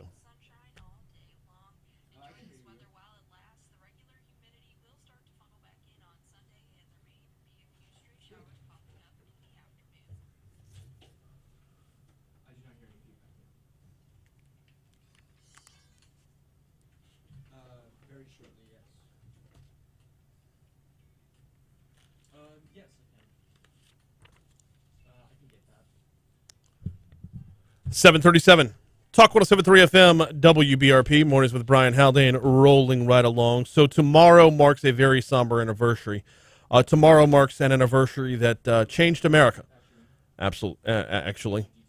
Tomorrow is the 20th anniversary of the attacks on our country on 9/11. A lot changed on that day, a lot changed in the months that followed, and a lot remains changed today. Joining us now to talk about it whenever we have security-related questions, law enforcement-related questions, or terrorism-related questions, we call on Paul Viollis, and we do that exactly right now. Paul, welcome back to Talk 107.3. How are you this morning, sir? Good, Brian. How about you? Doing very well. Before we get into where we're at today, you've got a long and storied career in law enforcement, and as a law enforcement officer, walk me through your experience on 9/11. I had actually retired shortly before that, and then on the attack, I was brought in to run two of the four containment teams, focusing on iconic sites in the city. And I don't know, I remember it vividly. To this day, I've never gone to the memorial. I really don't want to go back to the site. Mm-hmm. I understand my wife's been there, but I haven't. I think anybody that was there has vivid memories. I mean, I think the thing that sticks off the plate for me is not just what you saw, but what you smelled for the longest time, and just the egregiousness of the sense of violation that we felt as a country, just beyond words.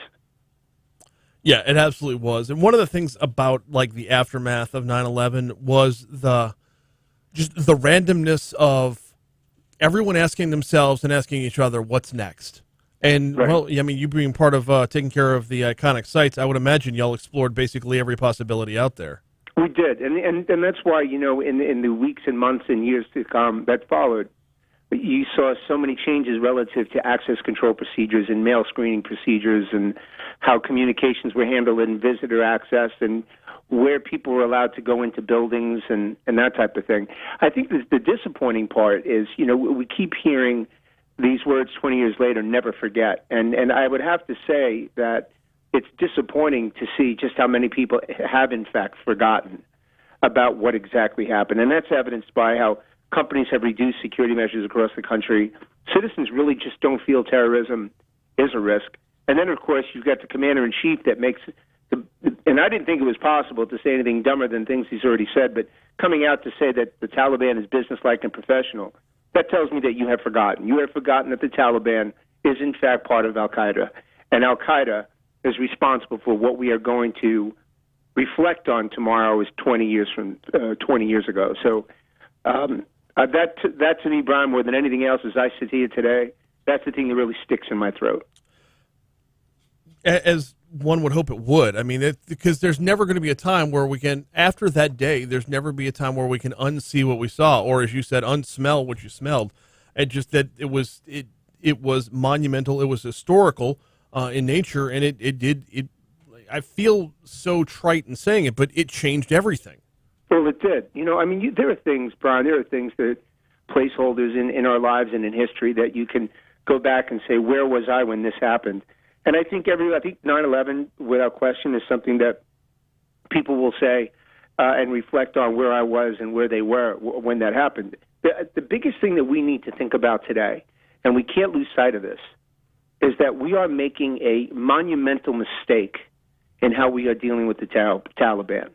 Taliban is not our friend. They are evil. Brian, look, there's good people that do bad things. There's bad people, and there's evil. Right. They're evil. And they have now collaborated with forms of Al-Qaeda, ISIS, and now, from what I understand, you've got Boko Haram and Al-Shabaab coming from Africa to look and train in Afghanistan to perpetrate acts of terrorism on American soil. We need to be very careful about the way we tread from this day forward, because what we saw 20 years ago, and I wish to God himself that I didn't have this commentary, but what you saw 20 years ago is going to be coming back. And only this time, the approach is going to be much more skilled from better trained jihadists, and we really need to keep our eyes open for that. We can't continue to stick our head in the sand. The part that worries me, Paul, and Paul Viollis, security expert, law enforcement expert, is our guest. The part that worries me, Paul, is when it comes to weaponizing planes, will there be a sense of been there, done that from those who wish to do us harm? I mean, could they do it? They could, of course. We'll just look at when the red team does their analysis on airports at how many times, the high percentage of times that they're able to breach security. Mm-hmm. So, I mean, sure, that's a possibility, but I don't think that's what we're going to see. What we're going to see is that this is going to come from inside. We are very complacent. And just look at something really basic and take a listen to all of your listeners right now. For people that own businesses, how many of them conduct thorough, not pro forma check the box, but thorough background investigations? We're not even vetting the refugees that are coming from Afghanistan, which is why the Taliban is definitely in those ranks. So this approach that you're going to see coming from ISIS and this, what I consider to be a coalition of Taliban, ISIS, Al-Qaeda, what you're going to see is that those are going to be attacks from within, because we do drop our guard. Culturally, we drop our guard. That is what you're going to see more of. Not the planes, more suicide bombers, and more incidences within public venues, special events, workplaces, and gatherings, park gatherings like a Disney. You're going to see more of that now, and not really the big, magnanimous hijack an airplane. That was going to be my next question. Was it going to be quantity over, one big bulk hit? It will, and I guess the best way for your listeners to understand, Brian, is look at this. And I know this is very difficult, but try to be dispassionate about it. Al-Qaeda had a centralized management structure. I mean, they had a chain of command. They made decisions based on budget. They were methodical about what they did, and their thought process. A lot had to do with their culture. What we're going to look at right now is a decentralized system.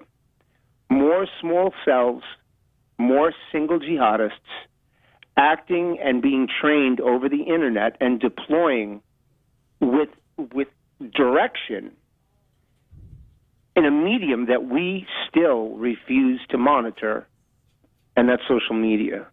So we've got our backs against the wall on this one. I wish I could say that was not the case. It is the case. And we really need to acknowledge that at a time when we need to be enhancing national security, we certainly should not be defunding police.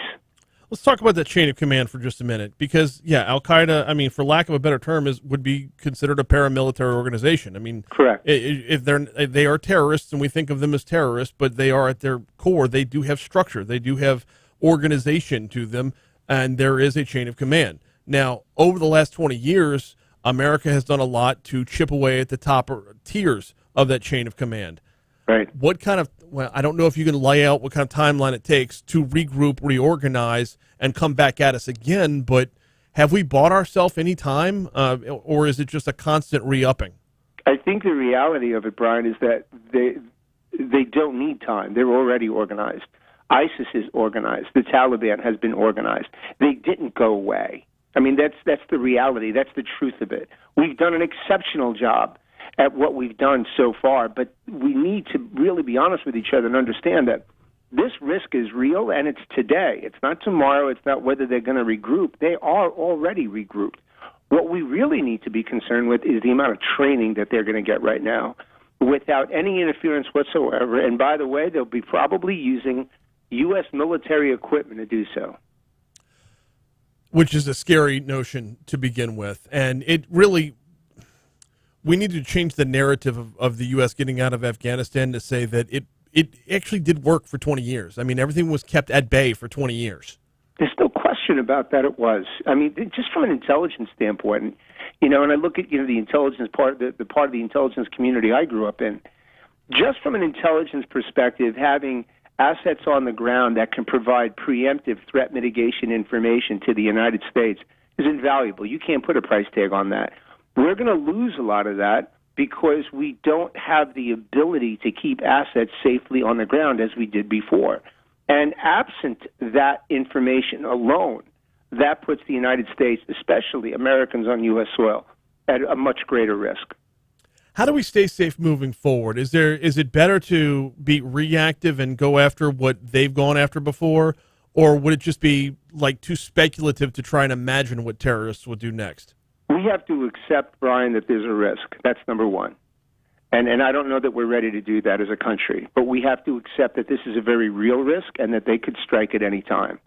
We have to also look at re-engineering our cultural thinking as it relates to business and business operations in our country and start sharpening the pencil and making sure we're investing in how we're screening people, because we are failing in the business community in the manner that we're doing that, and we're leaving a blatant and an overt vulnerability to all American citizens. This on the same level as the government has blatantly failed regarding the vetting of refugees coming into this country. I won't even get to a whole separate subject. And lastly, we need to make a conscious decision that we must accept that we are in the middle of this holy war. Even though as Americans culturally we think, it was past us, it was 20 years ago, we're going to watch a ceremony, we're in the middle of it. The cultural thinking of an Islamic radicalist does not think like we do. We're immediate. If something happens on your desk, Brian, and it's wrong, you're going to fix it. An Islamic radicalist, their clock is not our clock. Their clock is a lifetime clock. So when people sit back and say, well, why hasn't this happened? Because they're not on our clock, they're on their clock. So they didn't go away. They're alive and well. It's up to us to make sure that we muscle up relative to protecting the United States of America and our citizens on our soil. And that's a decision we're going to have to make, and I really hope that we do. Got about 60 seconds left with security, law enforcement, and terrorist expert Paul Viollis. Paul, got to ask you about the social media aspect of it, because this is primarily it's the main form of communication for all of us out here. So Sure. We assume it's the main communication for them.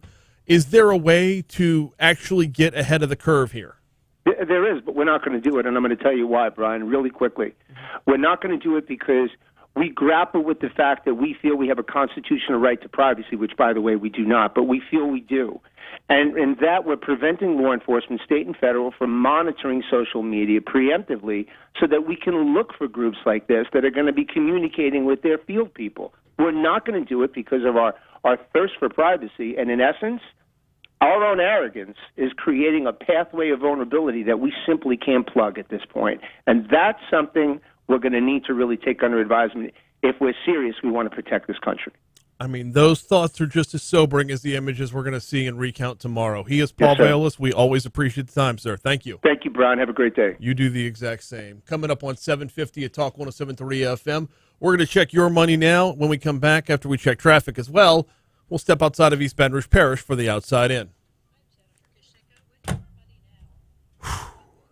Bro, ever since he left CBS to do his own thing, he has been just remarkable.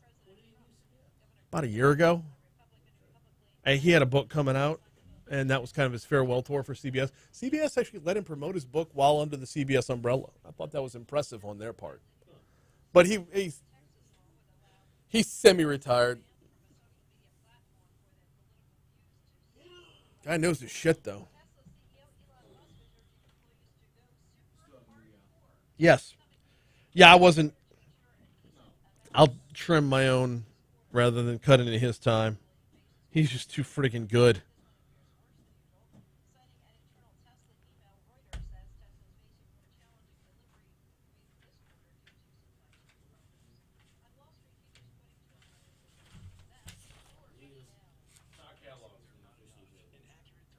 Do what?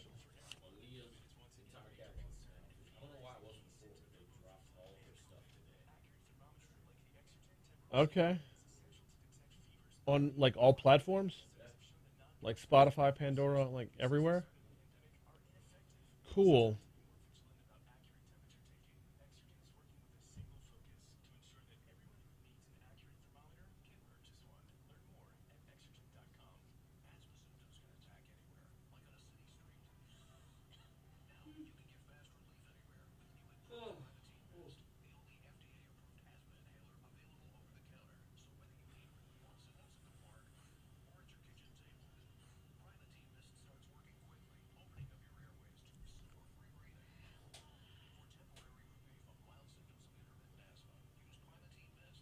Okay, can't help but compare disasters. Paul said it wasn't the sight but the smell that really stuck with you after 9/11. Which, okay, so we weren't up there for 9/11, right? But we were down here for Hurricane Katrina. And I'll tell you, it wasn't the sight, it was the sound. Daily, well, all day, every day, helicopters. Helicopters, helicopters. Like, it's weird how we remember things in that regard. Like, we remember that, like, there was just a day where you stepped outside and you're like, wait, I don't hear them. When did I stop hearing them? When did the helicopter stop? Right. Right, it got real quiet, but you don't know when. Like, you don't, like, did it stop just now? Is this the first time I've noticed it? It was weird because traffic was like non-existent either. I remember Like, one day everyone was gone. Yeah. going to the store and it was like nobody on the roads. It was just quiet. Yeah. Out. It was like so weird. You're talking about after Katrina? No, it's like the 9/11. Oh, 9/11. Yeah. They shut down all the planes and everything. Nobody was flying. Yeah. No. What I'm comparing is how he talked about the smell of New York, the smell of New York after 9/11. I would compare that to, like, I remember how no matter, like, for like months on end, well, a couple months after Hurricane Katrina, for the next few months, you just heard helicopters every time you were outside. It was just, it got to be white noise. Like, you just expected, open door, here, helicopter. And it might have been a little different for me because I lived in Old Jefferson at the time, which would have been on that path from State Police down to New Orleans. They were going to cross over my house every single time. But, yeah, if you were on this side of State Police or GOSEP or whatever, it might have been different. But I remember that so vividly. And then one day it wasn't there. And I started to wonder, how long has it not been there? And the same would be true of New York with the smell. I remember heading down into New Orleans a few weeks after Katrina. The power was up in the French Quarter. Like 4 bars were open and 1 bar was put out. They asked. Yeah. And just driving down and seeing the flood lines, and just standing on Bourbon Street and watching Humvees and people in military with AK like rifles and guns walking down Bourbon Street. It was just like, Yep. Yeah. Oh no, bump. Yeah, bump. I'll thank Paul again, and then I'll do my read for Muyaz.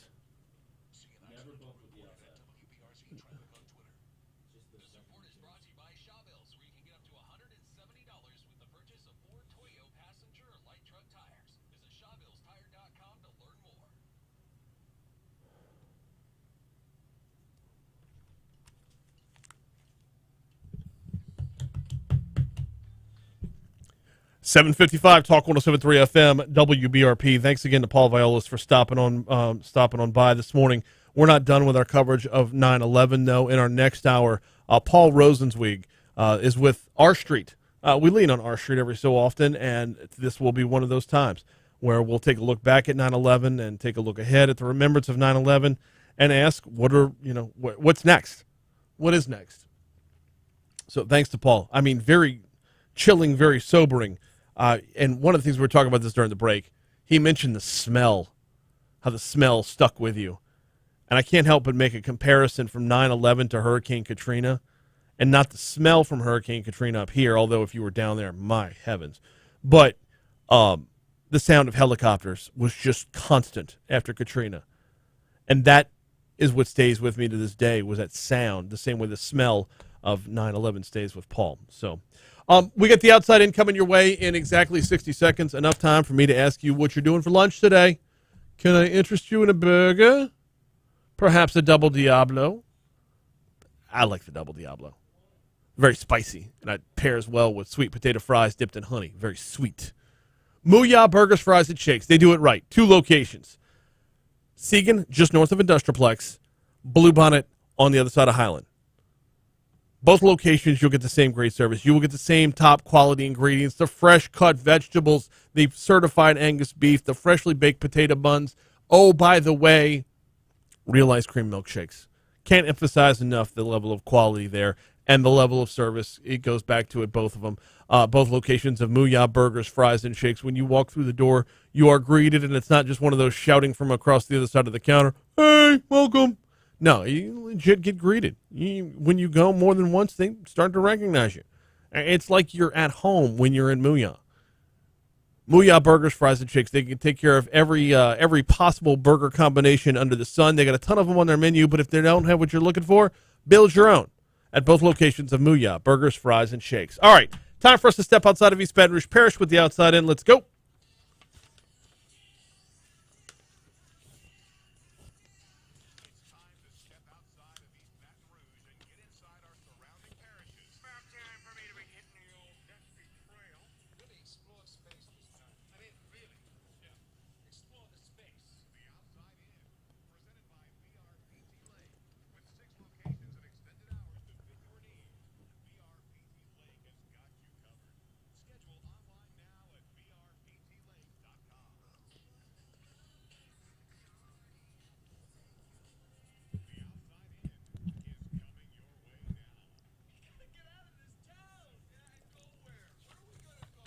Going to start off in Iberville Parish. A fireball erupted after a collision involving 9 vehicles on I-10 yesterday afternoon.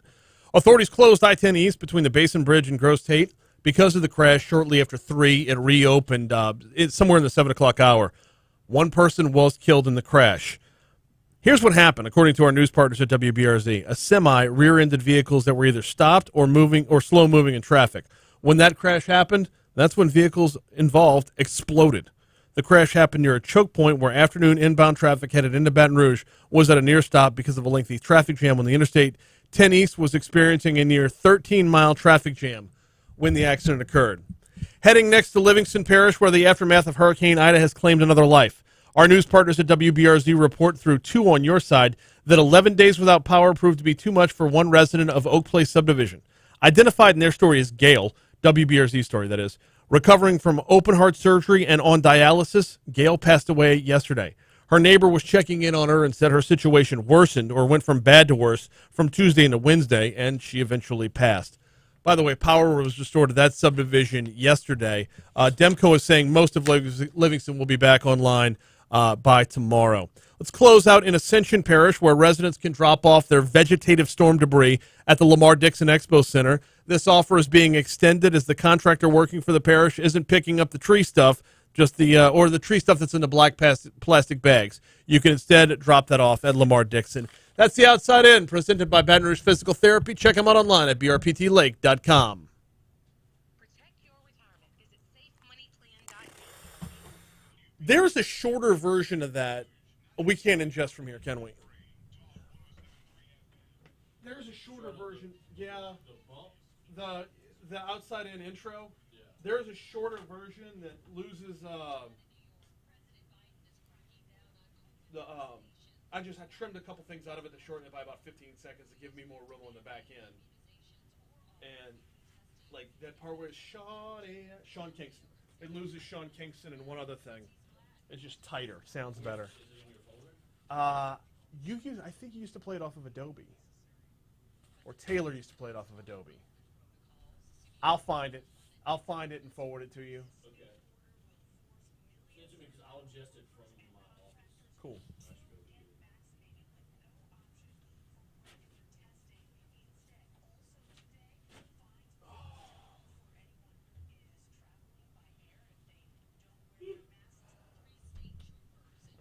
I think I'm down to 10 pounds to go as of today. Really? Yeah. That's good.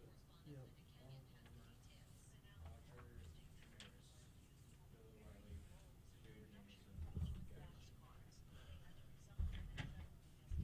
of those people do? Arnold Palmer's a drink. That's funny.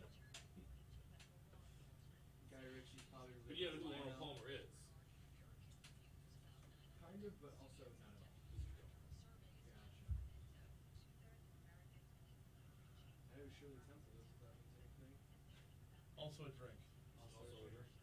Also in every single DVD commercial before the movie plays. I swear. Her music, special, CD, whatever. She was a child. Like, every single DVD I owned had that before the movie. Before you could get to the menu to play. I'm just happy to know you know what DVDs are. Born in the 90s. I feel slightly less old. Born I 90. was born in the 90s. 90 what? Jesus. You're born in 98.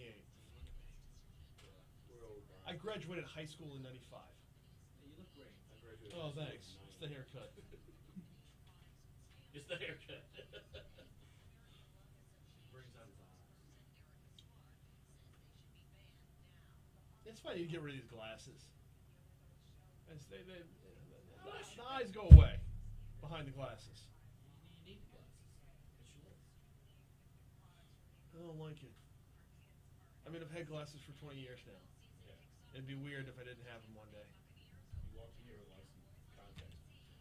If I got the LASIK, holy shit, where'd you go? Look for the giant white blob. Yeah.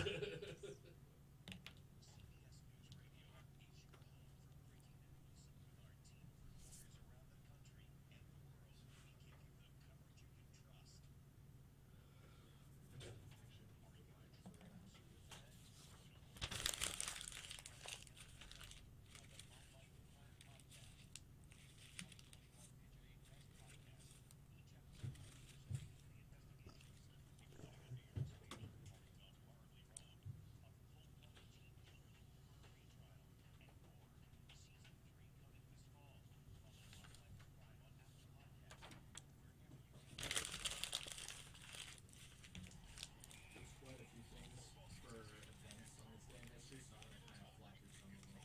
Okay. The ones that are worth mentioning, like, obviously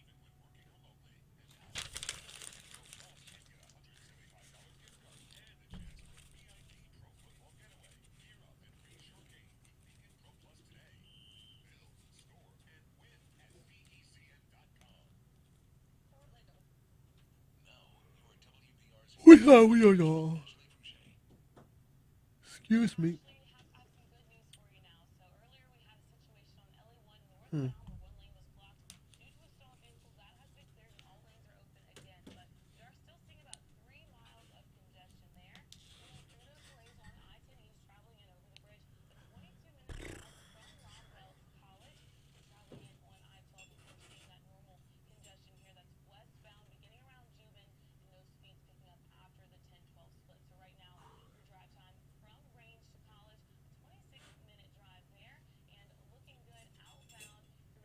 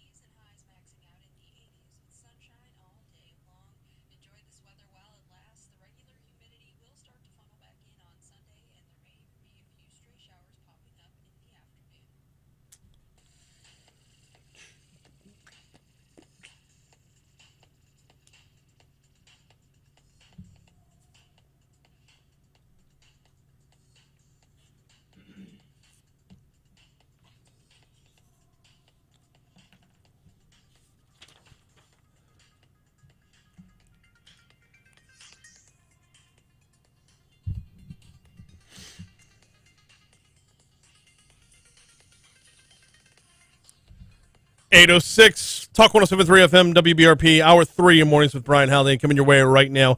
Brian here with you, Jake Barty producing. We got a busy hour this hour. We've got Foodie Friday coming up at 8:35 this morning. Rocco's in the house today making us roast beef po' boys as we celebrate beef in all its forms, courtesy of the Louisiana Beef Industry Council, who brings you Foodie Friday every week from Memorial Day to Labor Day. But, Brian, it's after Labor Day. Yeah, I know. We had a hurricane just before Labor Day that pushed things back by a week. Plus, we had a week where we had to reschedule earlier, so we're not done yet. We're not done yet with the Louisiana Beef Industry Council. We're not done yet with beef. We're not done yet with Foodie Friday. We've got Rocco this week, and then we've got Mooyah in the house next week to round things out. Also this hour, 8:20. So next segment, Paul Rosenzweig with R Street is going to hop on board to talk a little bit about 9/11. I look back on where we were then, how things have evolved over the last 20 years, and where we are now, and quite honestly, where we're going from here. So that's coming up in our next segment. Right now, though, this is when we hand things off to Jake. He will handle This Day in History. What you got?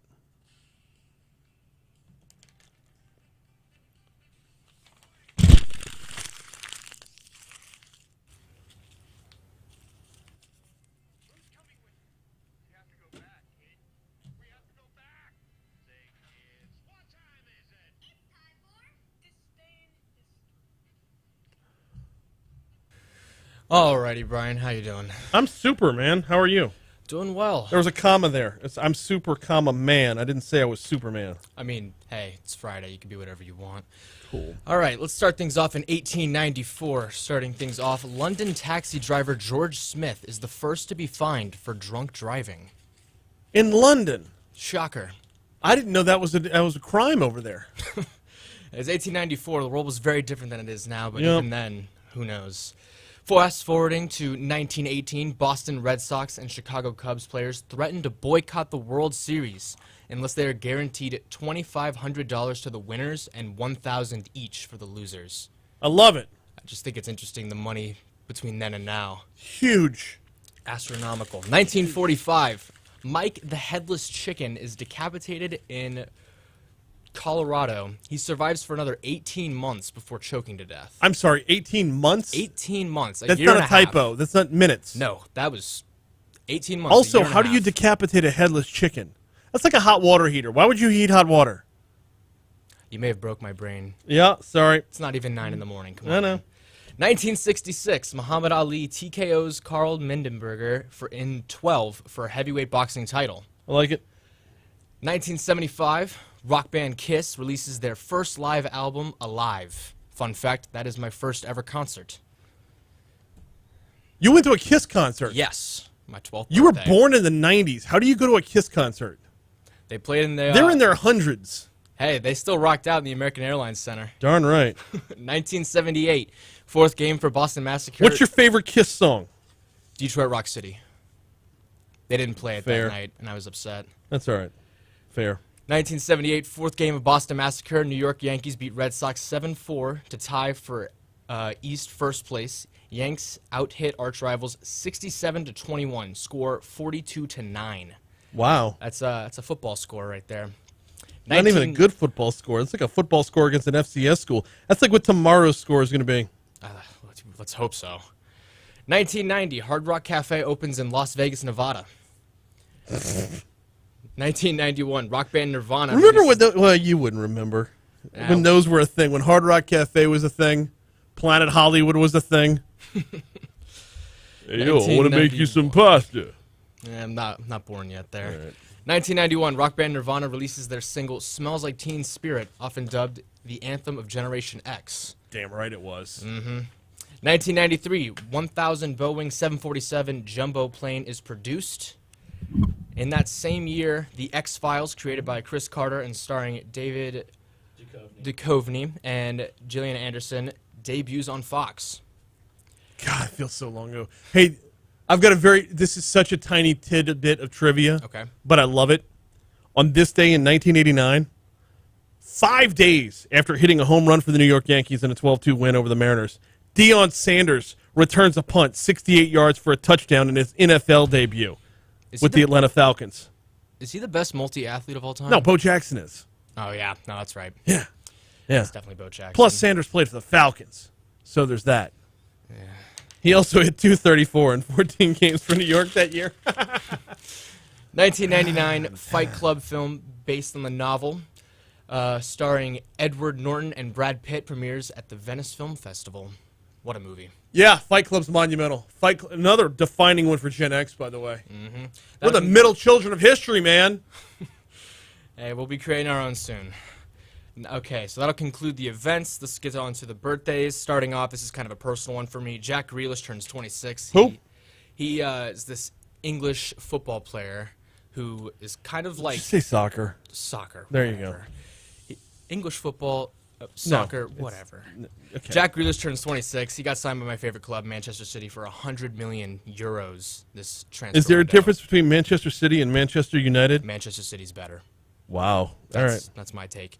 Chris Columbus, not the discoverer, the director, turns 63 today. Okay. Ben Wallace turns 47. Yup. Arnold Palmer, the drink man himself, 1929. You know he played golf, too. No, that's just sweet tea and lemonade combo. Get it at Cane's. It's real good. Not sponsored. Anyways, Roger Maris, born in 1934. Bill O'Reilly, 1949. Gary Danielson, 1951. Wait a minute. Bill O'Reilly is older than Gary Danielson. That just threw off my internal timeline completely. Guy Ritchie was born in 1968, and that will conclude the birthdays. And you left off the big unit. Let me hear it. The big unit. Randy Johnson, born on this day in 1963. Also, brand new New Orleans Saint, Desmond Trufant. Happy birthday to him. He was born in 1990. Who dat? All right, deaths we have, starting off, we have Huey P. Long, died in 1935. Wish my nickname was the big unit. Brain. And then Clarence Gatemouth Brown died on this day in 2005. All right. Wow, he made it to 2005? Mm-hmm. Bro, that's a run. All right, and to conclude this segment, we have our holidays. First up, we have National TV Dinner Day. That's a stupid day. I agree. I don't know why today of all days either.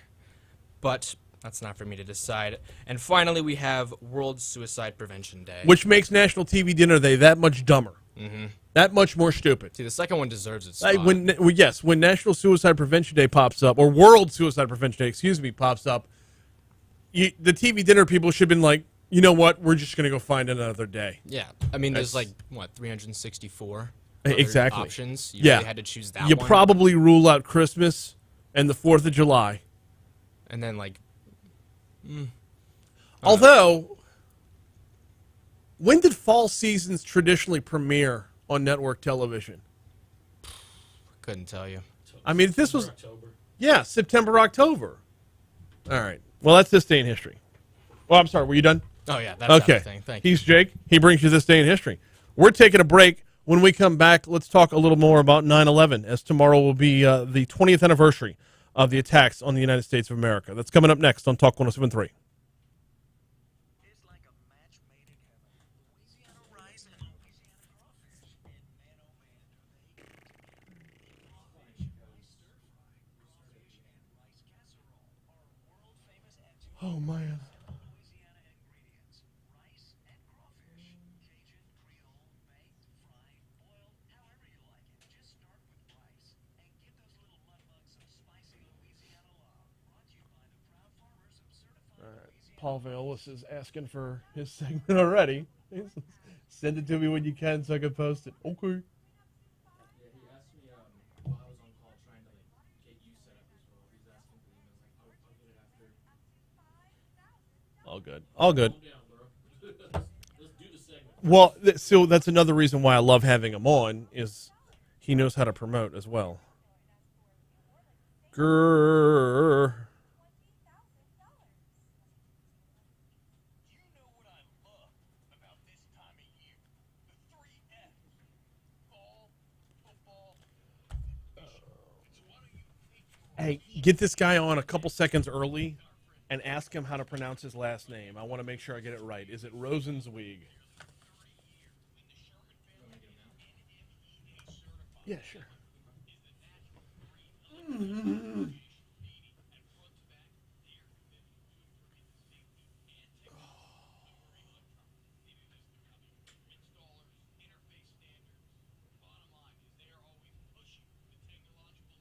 Oh, and I have to bang out remaining live reads here because I'm not going to get to them during Food Gifts Friday.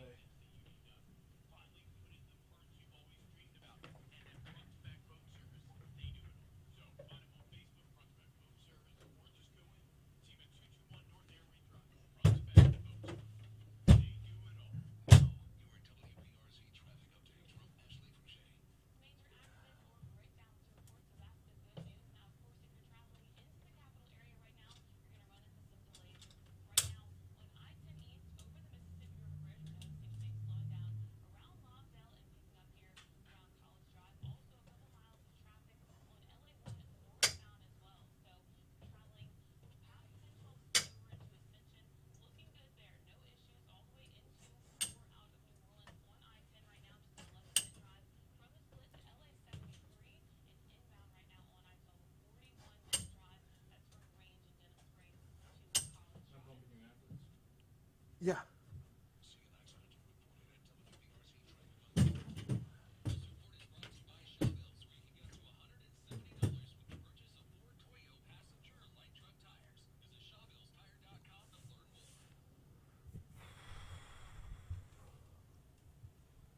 Hey, can you go let Rocco in? That's not a rotator. That's just one bump. All good. It hasn't picked up yet? Okay. Give it a minute and then try him again. Is 202 a local number? No. Okay, I entered one, and the answering machine was in Spanish. He's in Costa Rica.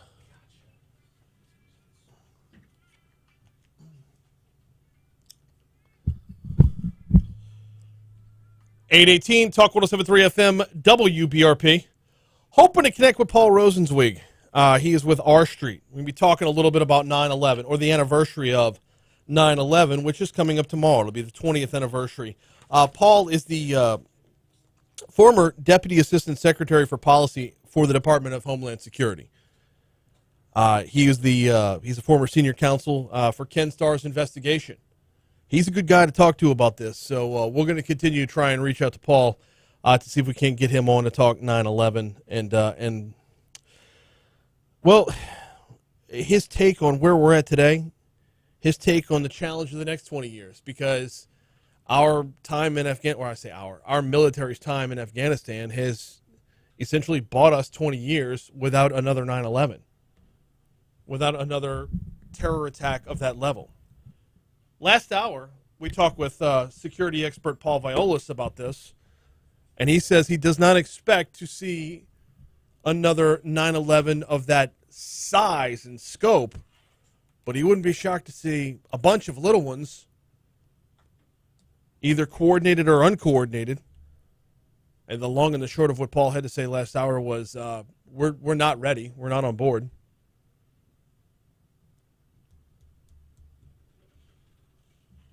It's okay. We'll try again in another couple minutes.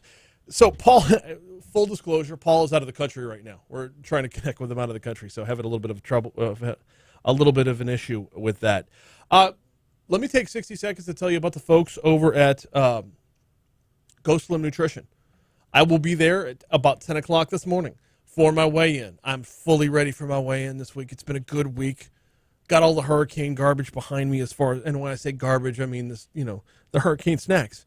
Everything you do that's wrong on the diet when the hurricane rolls through, well, I've been on point this week. Rocco's going to be in a minute to ruin that for me, but I've been on point this week. And I'm looking forward to stepping on that scale. I'm looking forward to sitting down with Vicky and talking about everything I got done right this week. Now, there's a few slip-ups here and there. When you have those slip-ups, the team at Go Slim knows how to work with you to keep you on track or to get you back on track. You can get diet food anywhere, but when it comes to Go Slim, the difference maker here is the level of accountability. Literally going over there once a week and sitting down and talking about how your week has gone and how you could do better at it next week. and you work within your own lifestyle. You don't have to turn your life upside down to lose weight, to make it a habit to make healthier choices when it comes to your diet. Visit them online to learn a little more. GEAUXSlimBR.com. GoSlimBR.com or call 763-9627, 763-9627, or just swing on by. You can try out the food. I'll be there at 10 if you want to swing by today. Try out the food, meet Vicki and her team, go over what the program actually entails and how it can help you. They're on Blue Bonnet at Perkins Road, Go Slim Nutrition. They're right next to Rouse's. 763-9627, Blue Bonnet at Perkins, or GEAUXSlimBR.com for Go Slim. Going to hook up with Paul here in just a second, as I believe we are now finally connected here. And going to be talking a good bit about the past, but an equal bit about the future when it comes to 9/11. Okay. Where do we go from here? Now that we're out of Afghanistan, where do we go from here? Looking back on 9/11, he's the former Deputy Assistant Secretary for Policy with the U.S. Department of Homeland Security. He's a former senior counsel for the Ken Starr investigation. He's with R Street now. He is Paul Rosenzweig. Good morning, sir. How are you? Great. Thank you very much. Glad to have you on. I appreciate you connecting with us. I understand you're in Costa Rica? Yes, I am. I have a second home down here, and we're down here doing some work on the house. Heard great things about that place. I've always wanted to go. Let's dive right in. Tomorrow is going to be a very, very somber anniversary in America. Let's start with your history with 9/11, as you have quite a bit of history. I mean, running through the Department of Homeland Security and the Ken Starr investigation. Walk us through what your past has been with this attack on America.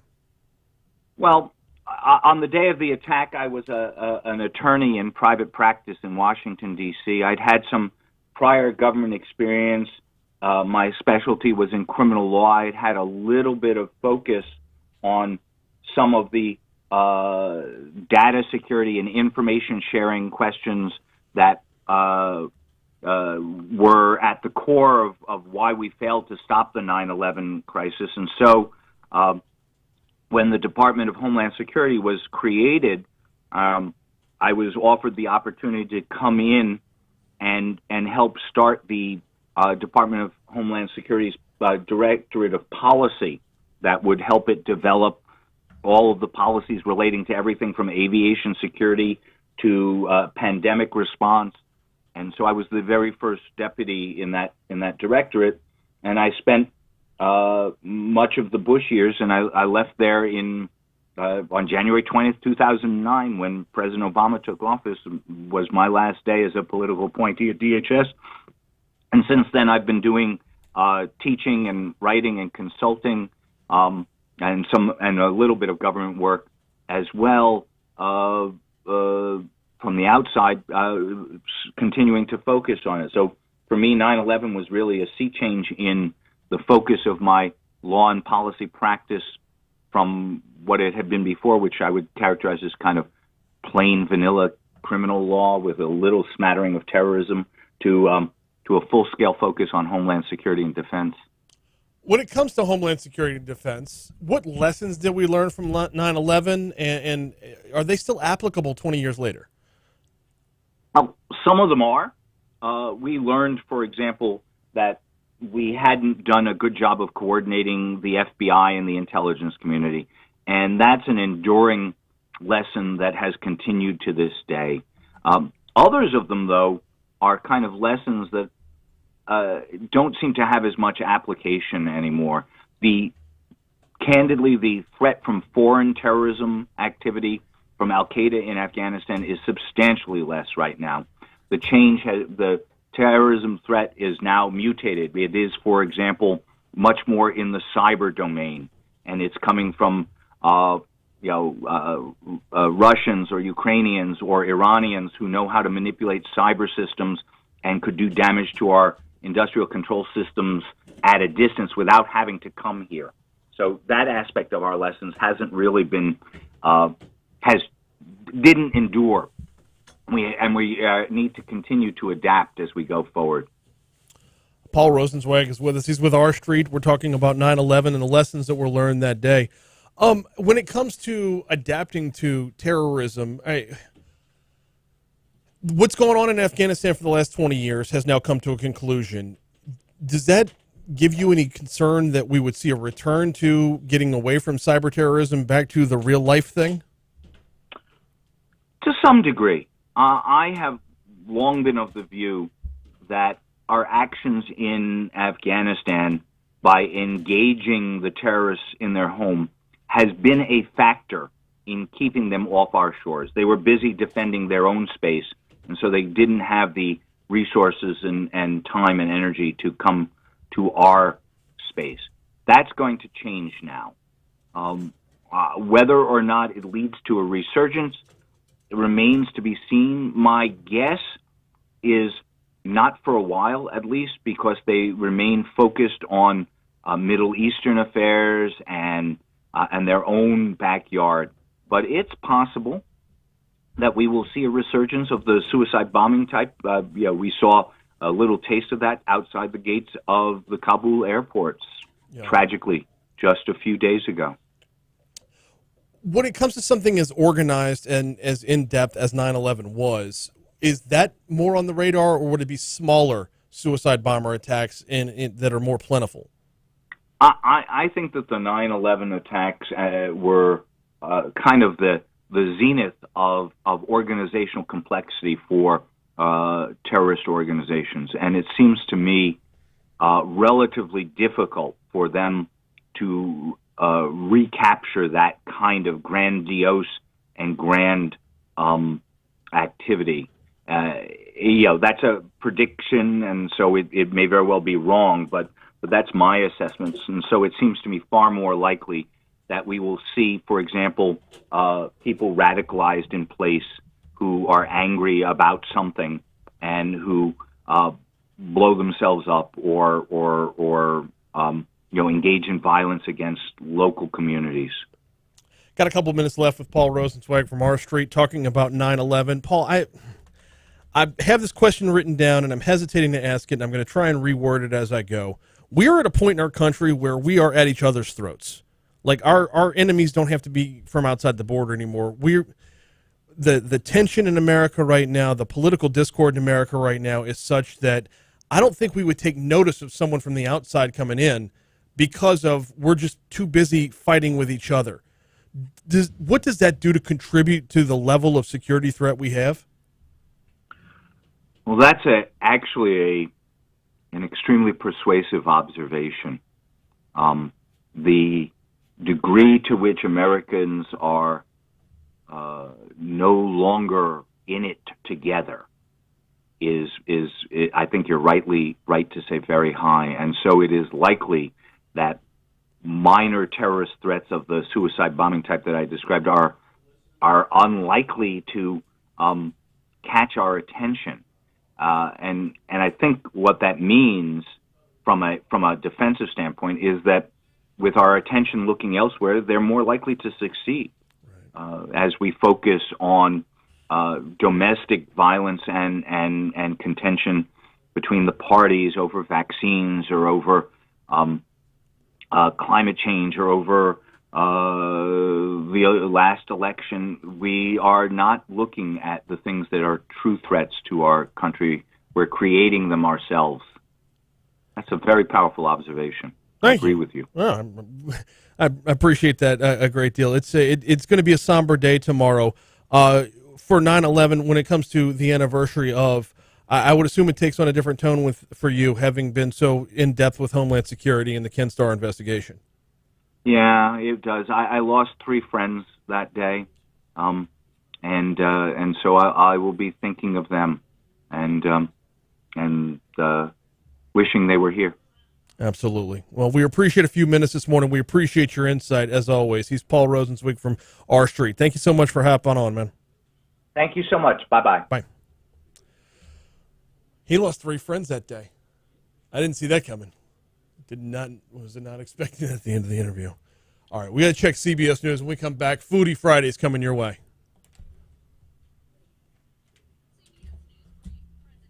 Bull in a china shop over here.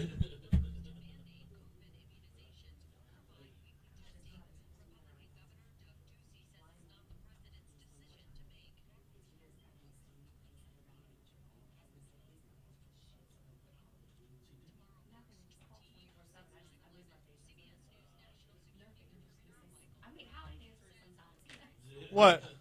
If you're in there sometimes, I'll say, answer the damn phone, please. Oh, I will. Yeah, thank you. I always will. I lose my patience.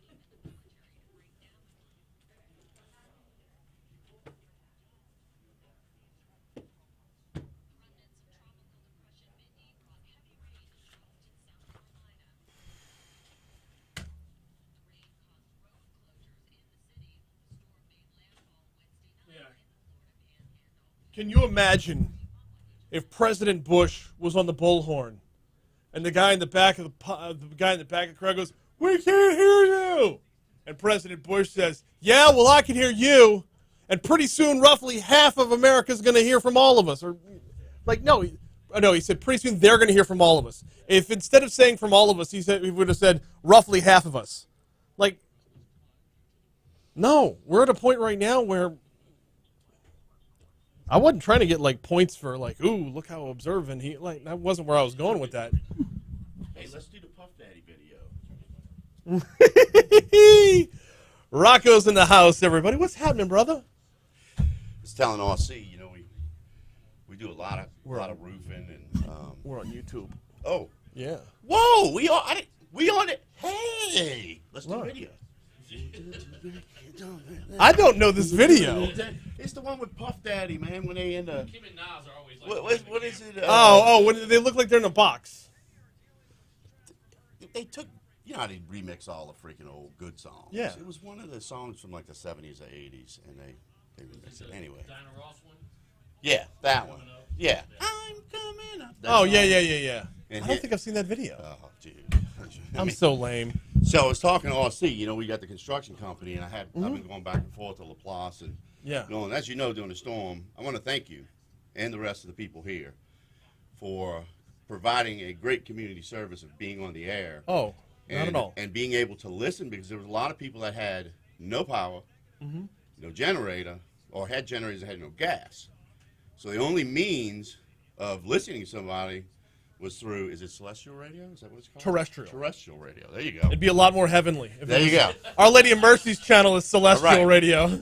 I do have a college degree. I'm just telling y'all. That's what I heard. But, you know, it was really good because, you know, if you didn't have a regular connection to the internet and or power, and you didn't have your phone, you had to listen on the radio, you know, which is old school, baby. So hats off to you guys for holding it down. You, I appreciate that. Hammergriff. Hammergriff? Yeah. Alabama and everybody else. And as you know, I was listening to you. I called you that day when I know. I was trying to get, look, you need to get gas. This is you got to do it the Rocco way. You do it my way. It's the right way. You know what I ended up doing? I ended up going to Irwinville for 2 days to fill up the generator tanks. But yeah, we learned. I was going to say why, but I mean, I realized then it's because of the gas. But I don't know why anybody would want to hang out in Irwinville for an extended I didn't period of hang time. out. I didn't hang out. Nothing wrong with Irwinville. I'm just saying it's not a whole lot there. No. That's my point. Exactly. Know? But as I was telling RC, you know, we do all these roofing work and framing in my construction company, and I've been having to go back and forth to New Orleans. And I really cannot tell you the magnitude of the destruction in LaPlace and even Metairie, how bad it is. Metairie? I mean, yeah. Like by David Drive, up in that area. Oh, yeah, Williams Boulevard. I mean, that's not far. I mean, you go to Bonacary Spillway, you're in Metairie. You go the other way, you're in LaPlace. Right. So you're not talking a whole lot of distance. Yeah. And you know, the big marquee billboards, the brown ones on side of the road, you know, at the casinos and everybody advertising. Yeah. 2 of those blown completely down. Oh, jeez. And bent, like somebody just and then the signs on side of the road, the green signs. Yeah. With the restaurants. I saw 3 of those in that stretch alone. 2 on this side, 1 on the other side. Snapped in half.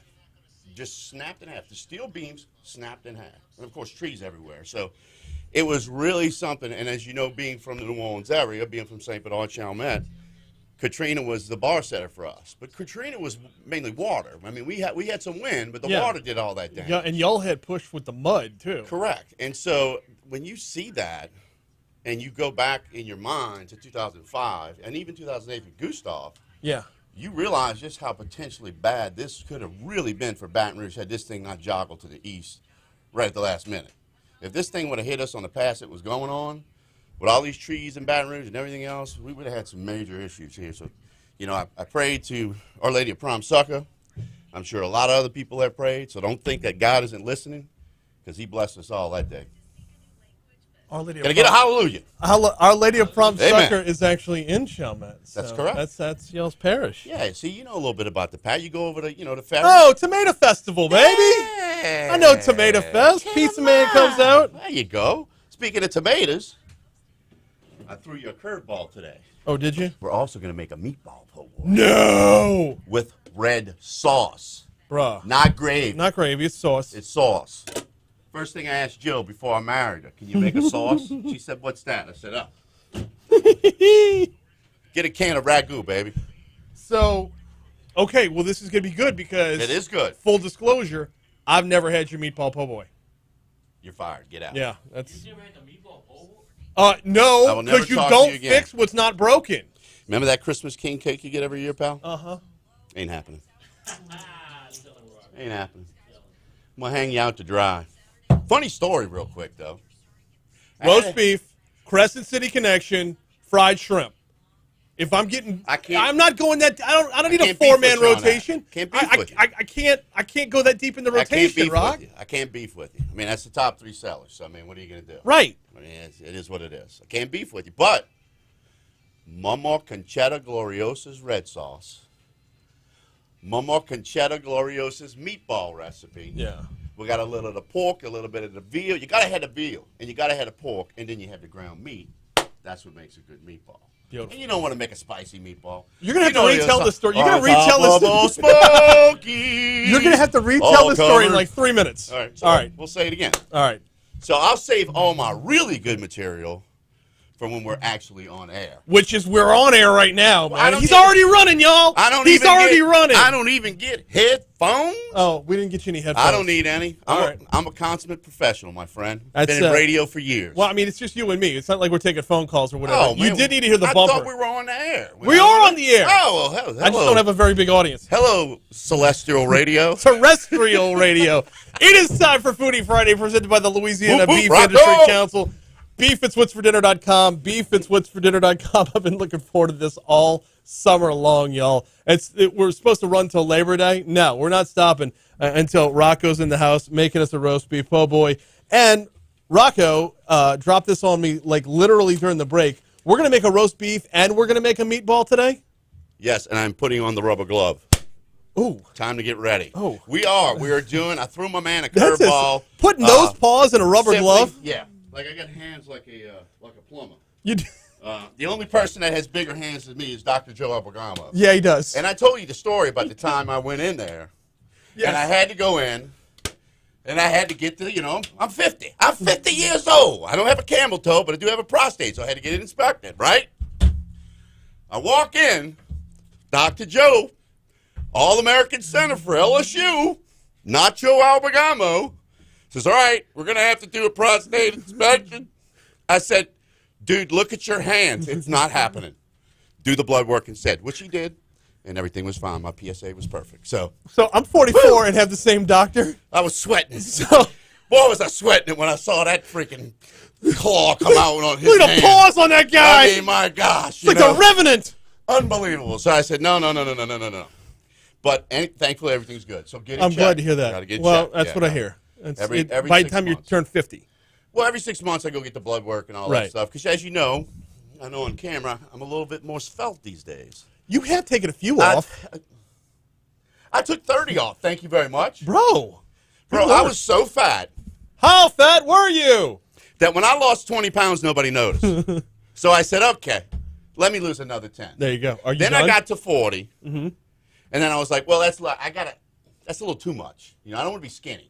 Because you're Rocco. Because I'm Rocco. You can't have a skinny, Can't have a skinny Rocco. Rocco. Except if you look at little Rocco, Right. who's my youngest son. He is skinny. Yeah.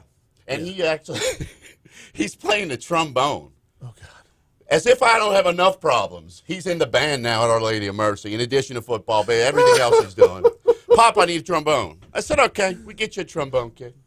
So now my nickname for him, you ready for this? Yeah. Trombone Skinny. Oh, I like it. How about that?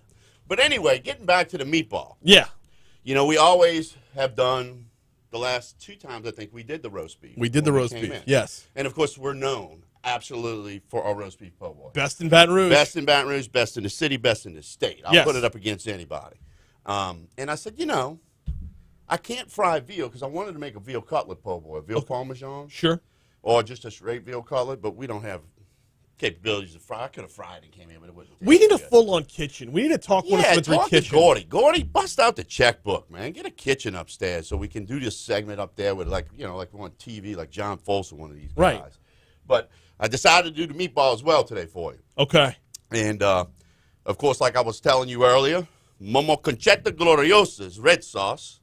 Not Mama gravy. Conchetta Glorioso. Not gravy. It's red sauce. It's sauce. Right. Okay? And then we got the meatball. In the meatball, we put it in a ground of meat. We put it in pork, and you got to have the veal. Ground it up, season it, bake it. Good meatball. Yes. So we're going to do that for you today. Okay. But I'm happy I'm here, and, you know, I'm really thankful of the continued blessings that we have had as a company, not only in the construction and the restaurant. And do you know that we only lost power, I think, for about 8 hours at the restaurant. Were you back at it on Tuesday or Wednesday? We came back on Wednesday. On Wednesday, okay, because the storm wasn't done through until Monday. Well, we shut down.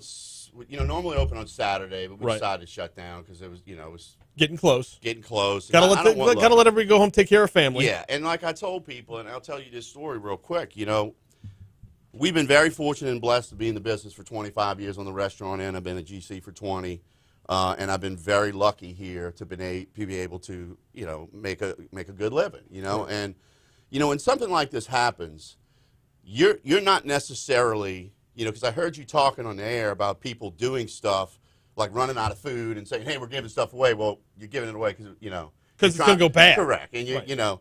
But I have to tell you, I mean, my staff, the first concern I have for them, obviously after a storm or something, is their safety. Right. Okay, so if we are capable to open and I can get my people there safely, then we will make a decision and we will do that. And just so happens on Wednesday, we were able to contact staff, and we had enough people, and we said, okay, we're going to run with a skeleton crew, but we can open and we can, you know, because nobody had power.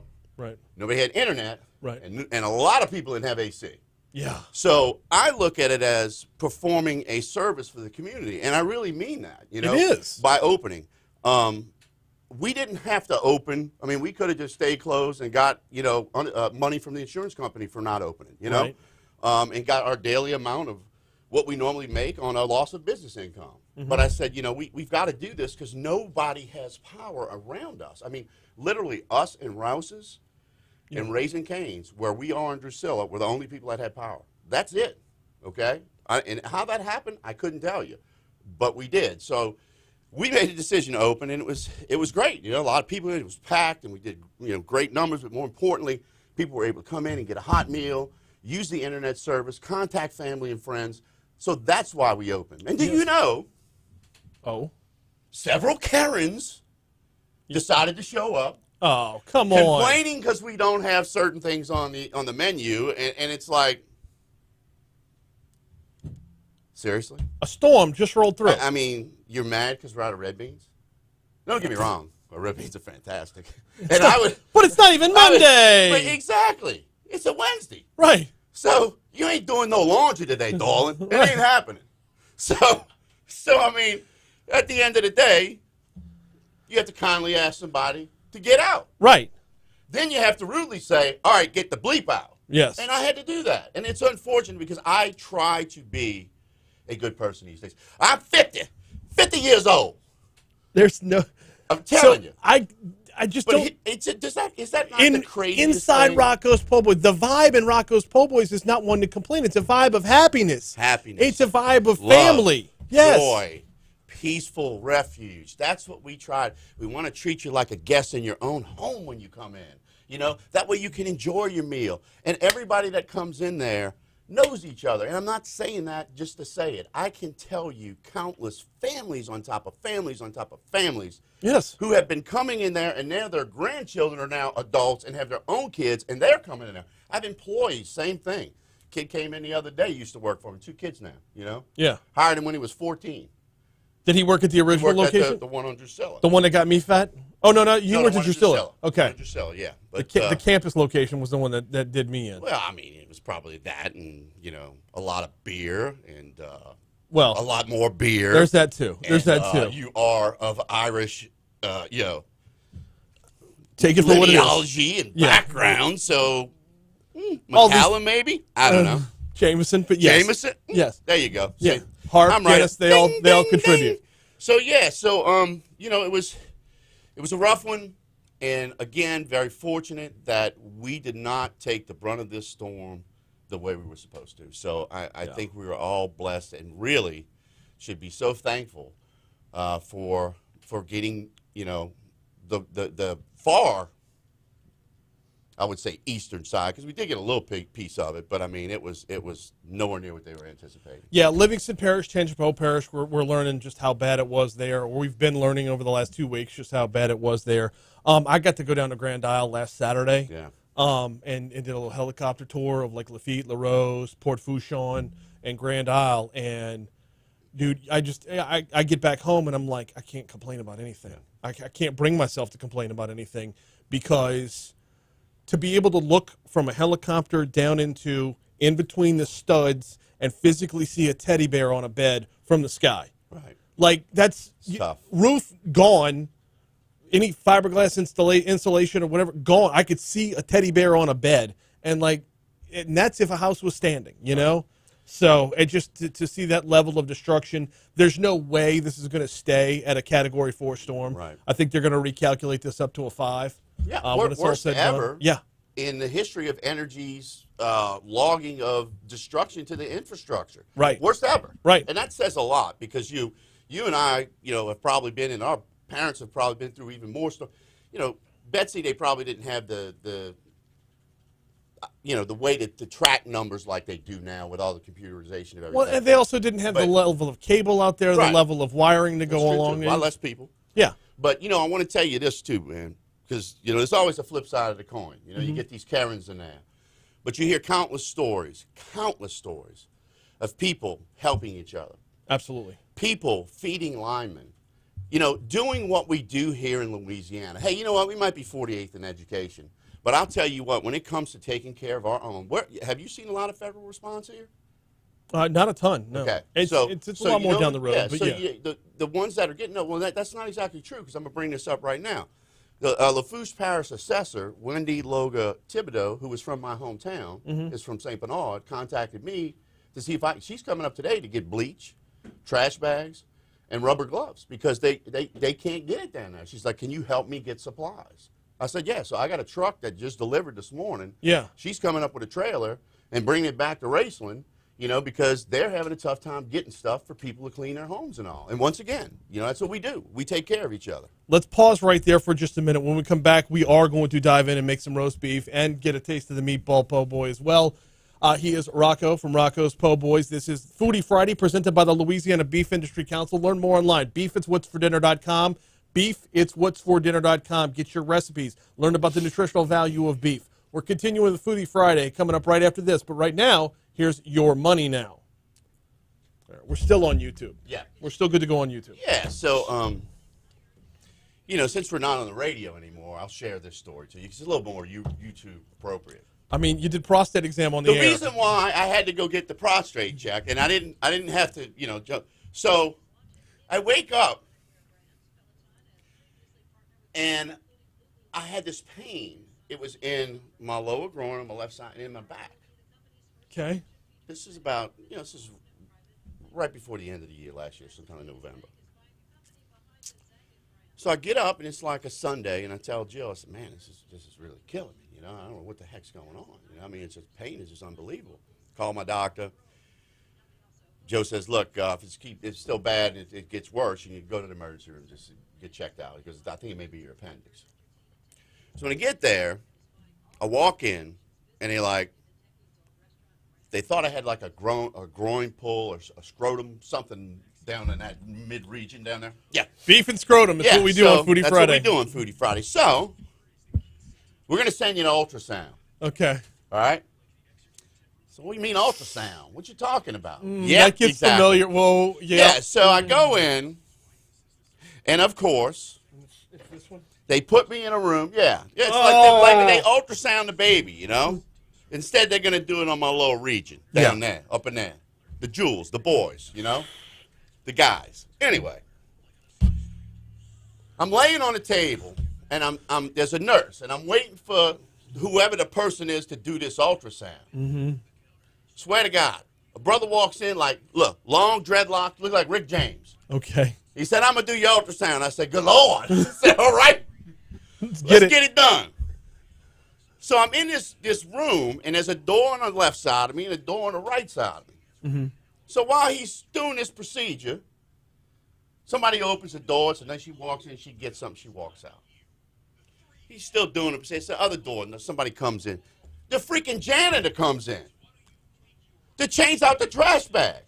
Now you got to do this Bro, right now. You got to do my this. Boy Rick James. I said, look, bro, you want to go out in the hallway and announce to everybody out there to come walk in and look at my junk? Because, I mean, I'm sitting here, the doors are open on both sides. Man, look, you good. I don't see nothing. You good. Boom, they send me back up. Okay. Come back 5 minutes later. We're going to send you to MRI. Go to MRI, come back. Boom. Within an hour and 20 minutes, I was in surgery getting my appendix taken out. Hour. That quick. Boom. So I had appendicitis. That was causing the problem. Yeah. So as I'm wheeled in to surgery, the 4 nurses, of course, because I'm in a gown with nothing underneath. Right. Looked like Victoria's Secret models. But they had masks on, right? But they were still beautiful. Right. And so one of them walks up to me and she goes, okay, well, look, here's the nurse anesthetist is going to put you under, and we're going to take this, and we're going to have to put a catheter in. No, they ain't say nothing about no catheter. What you talking about? Yeah. Say, it's really cold in here. Setting the table with the lower expectation. It's really cold. Yeah. So, of course, everything went fine. Appendix comes out. A week later, everything is good. I'm back at the restaurant. The nurse comes in. No! To the restaurant. That put my catheter in. She said, hey, Rocco, how you doing? I said, I'll be right back. I'll be right. Went out the back door, jumped in my truck, and went to construction. Oh, no. True story. It is what it is. I mean, when she went to get a drink, I'd have been like, straw. Yeah. I'm healthy. That's a good thing. Yes. I'm on that intermittent fasting. You liking that? I do. You got to see Go Slim, man. I do. No, I mean, look, when I was downstairs heating up the gravy, I got me a Slim Fast out the vending machine. Oh. You're the first person to touch that vending machine. Gordy! In like... I'm going to call Flynn Foster and say, look, Flynn, you got to put an end to this Gordy stuff. Why is he serving Slim Fast? I mean, Slim Fast is like... the point of that vending machine is supposed to be healthier options. Didn't Dick Gregory push Slim Fast at one time? I think so. Way back in the day. It's just like, I haven't seen Slim Fast since the 80s or 90s. So, and yes, Teen Spirit was our anthem. Damn right it was. Whoop, whoop. I heard that earlier, my man. Yeah. So... I'm talking to you. Hey, that's Jake. Jake, Rocco, Jake. My papa's name was Jake. Jacob. Your name's Jacob or Jake? Yeah, see, there you go. So, yeah, you talking about the ultrasound? Blew out my knee a couple months ago, and they had to make sure I had no clots or anything because that can kill you. Yeah. And yeah, I go in and over at Brock, or no, they sent me over to Lake from Brock, right? And the girl doing the ultrasound, remarkably attractive. Yeah, right. I mean, and I'm like, you can't. I didn't realize it got that up close and personal. Yeah. With the warm goop, and well, I'm laying on a table because all you can think is, you got to concentrate not to go one way with exactly. That don't spring. Don't spring. Because if you and meanwhile I'm like, stop if you grazing it. If you rise to the occasion, then it's a very awkward moment. It's yes, very then much you're like, so. what do I do with this? And she's going to be looking at you like, yeah, dude, what are you going to do with that? Well, the flip side is, will she be insulted if I don't? Well, you know, I mean, those stories about people in hospital rooms and nurses, some of them have to be true. At some point, somebody have to have had some luck. I know what you had a subscription to. Is it? Well, never mind. I had them all. 856 Talk 107.3 FM. Mornings with Brian Haldane, rolling right along. Foodie Friday, rolling right along. Rocco is in the house today. Been looking forward to this all summer long. We got to make a sandwich, man. We're telling stories. Telling stories. We got to make us a roast beef over here. Hey, he's diving in. All right. So if you don't know, it's roast beef and hot New Orleans made brown gravy, made in house, fresh every day. Sorry, you weren't on mic for that. We gotta get you a headset, like a full headset. It's okay. You're I'm a mobile professional. guy. You're I'm a very professional. spry. Let me do my thing. All right, get after it. All right, so you know we're gonna we put a roast of beef in here. You know we're gonna mix it up in the gravy. Now your gravy is not the run-of-the-mill runny stuff that you'll see everywhere else. You got a thick gravy. No. You don't make it au jus. You make a thick gravy. Right. You know, we take our flour, our Earl, add a little seasoning, a little water to it, make our own gravy. You know. Beautiful. Because that's the thing that you have to have. That's most important on a roast beef po' boy is having good roast. And of course, you know we use a top shoulder roast. Yes. And that is from the back hind quarter of the cow, the very top part. It's got less fat, a little bit more muscularity to it. But when you cook it, softens up really, really, really well. So that's one of the main products that we use. And we had a tough time getting it recently because of the storm. Yeah. You know, it was really brutal.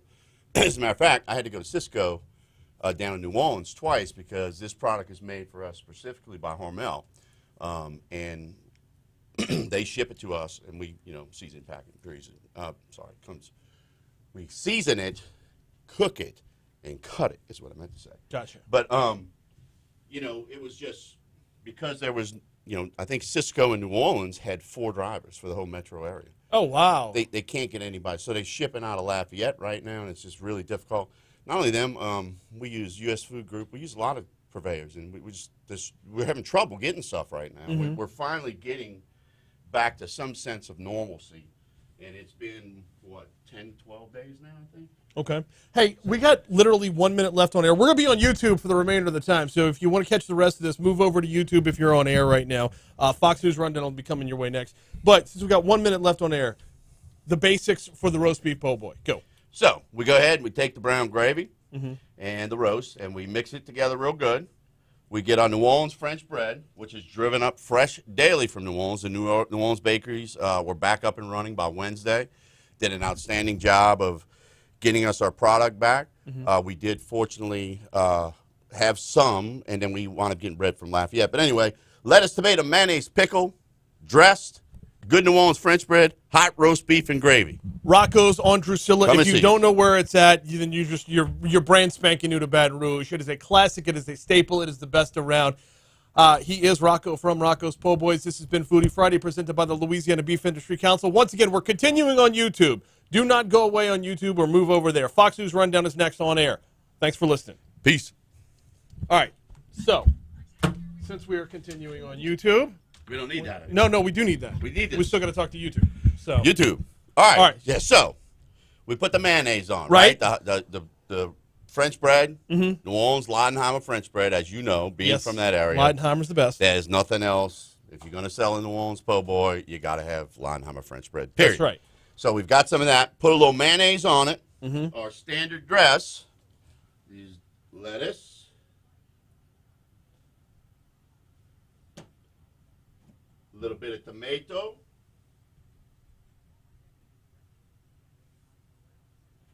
and of course pickles. I love pickles. Some people, I don't think you like pickles. Do you like pickles? I love the pickles, but yes, some people have. Some people they don't. got a problem with the pickles. Well, some people say it I like it. changes the taste of the roast beef. I think it accentuates it. Yeah. They don't know good. No. And then, of course, if they can see that. The roast beef. Well, when you make the whole thing on, I'm gonna bring it over to the camera There for a you full go. presentation. Oh my word! Oh man. Oh, it's so beautiful. I think I've outdone myself again. It's, you know. Hey, let me bring this Let me over just on the tell you. cutting board. Wait. Let me just tell you, Haldane, Yeah. you are talking to the Rolex wearing. No, I got my own, my man, Jake. Gold wedding band wearing, ring wearing. That's what he says.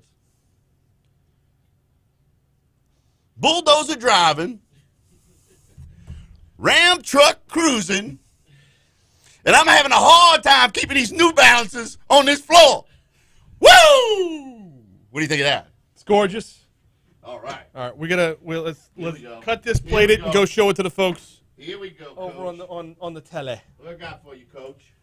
Let him have it. All right, let them have it. Go see the special man. Let him have it. Let's open that up a little bit just so we can get a full view. I'm gonna bring it on around. You can do that if you want. There you go. Yeah. As us Guidos say, fanabla. Molto bene, grazie. Look at that. Bene, bene. All right, so that's your first one. So the gravy is moving, but barely, like a glacier. It just it goes. It doesn't run off. It goes slow. We got you. We got you. I'm gonna put this one off to the side. Okay. And I'm gonna swab my deck here. And you guys can D-E-C-K. eat that one in a second. All right. And I'm gonna use some of Jay Ducote's paper towels. It's fine. Those are certified J. Ducote paper Okay. towels, Thought so. not from Scott or anything like that. He's probably got them too. Oh yeah, Jay Ducote paper towels. And then we're gonna do the meatball po' boy. Okay. Okay. Now, what do we do different with the? So the meatballs, like I tell you, we make them in house. Mhm. We ground up the pork, the veal, the ground meat. Mhm. Season them. We fry them in a little olive oil till we get a brown coating on it, and then we bake them for a little bit. Okay. And then they are sitting in, a steam kettle. And when you come in, we take them out, and we make you a po' boy with them. So, of course, same thing, New Orleans French bread. Right. Our standard dress is mayonnaise. Mhm. And, if you don't like mayonnaise, you're missing out on a meatball and a roast beef. Okay. Well, roast beef, absolutely, but meatball, seriously. Okay. Well, I'm in. This is what I'm trying. This is. Trust me on this. Oh, when do I not? All right, so here we go. Same thing. Lettuce, tomato,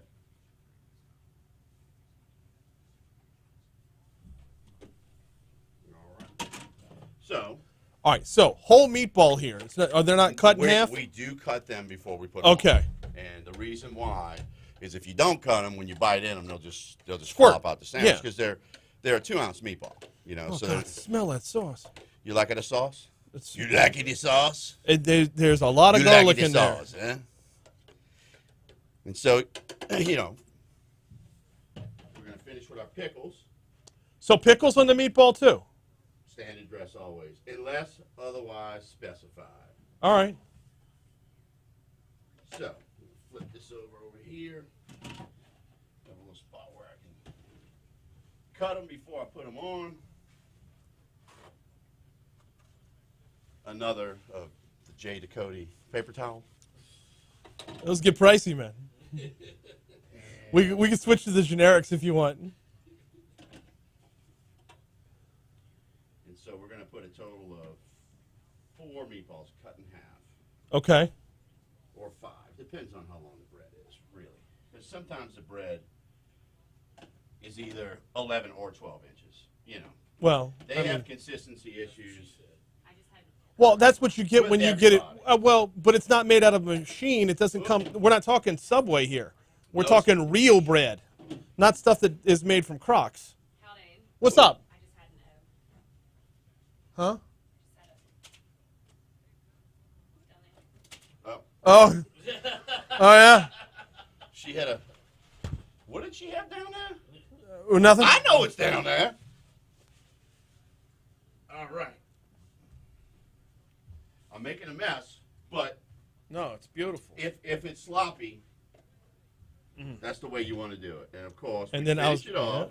Oh my gosh. We're gonna ladle a little bit of red sauce on top. Special blend of cheese. Okay. If you don't get cheese, which I highly recommend, mozzarella or provolone.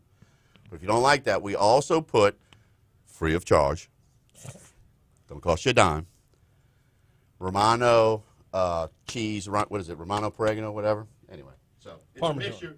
It's a mixture of Romano and Parmesan cheese. You're correct, I'm sorry. And so we're going to take and sprinkle that on top. Yup. And one of the most important things that we try and tell our employees to make sure they do every time before they serve a po' boy is always clean your knife before you cut it. Why's that? Because if you don't, all that gravy and stuff that's on the knife from the last po' boy goes on the next Gotcha. po' boy. So you want it to be perfect.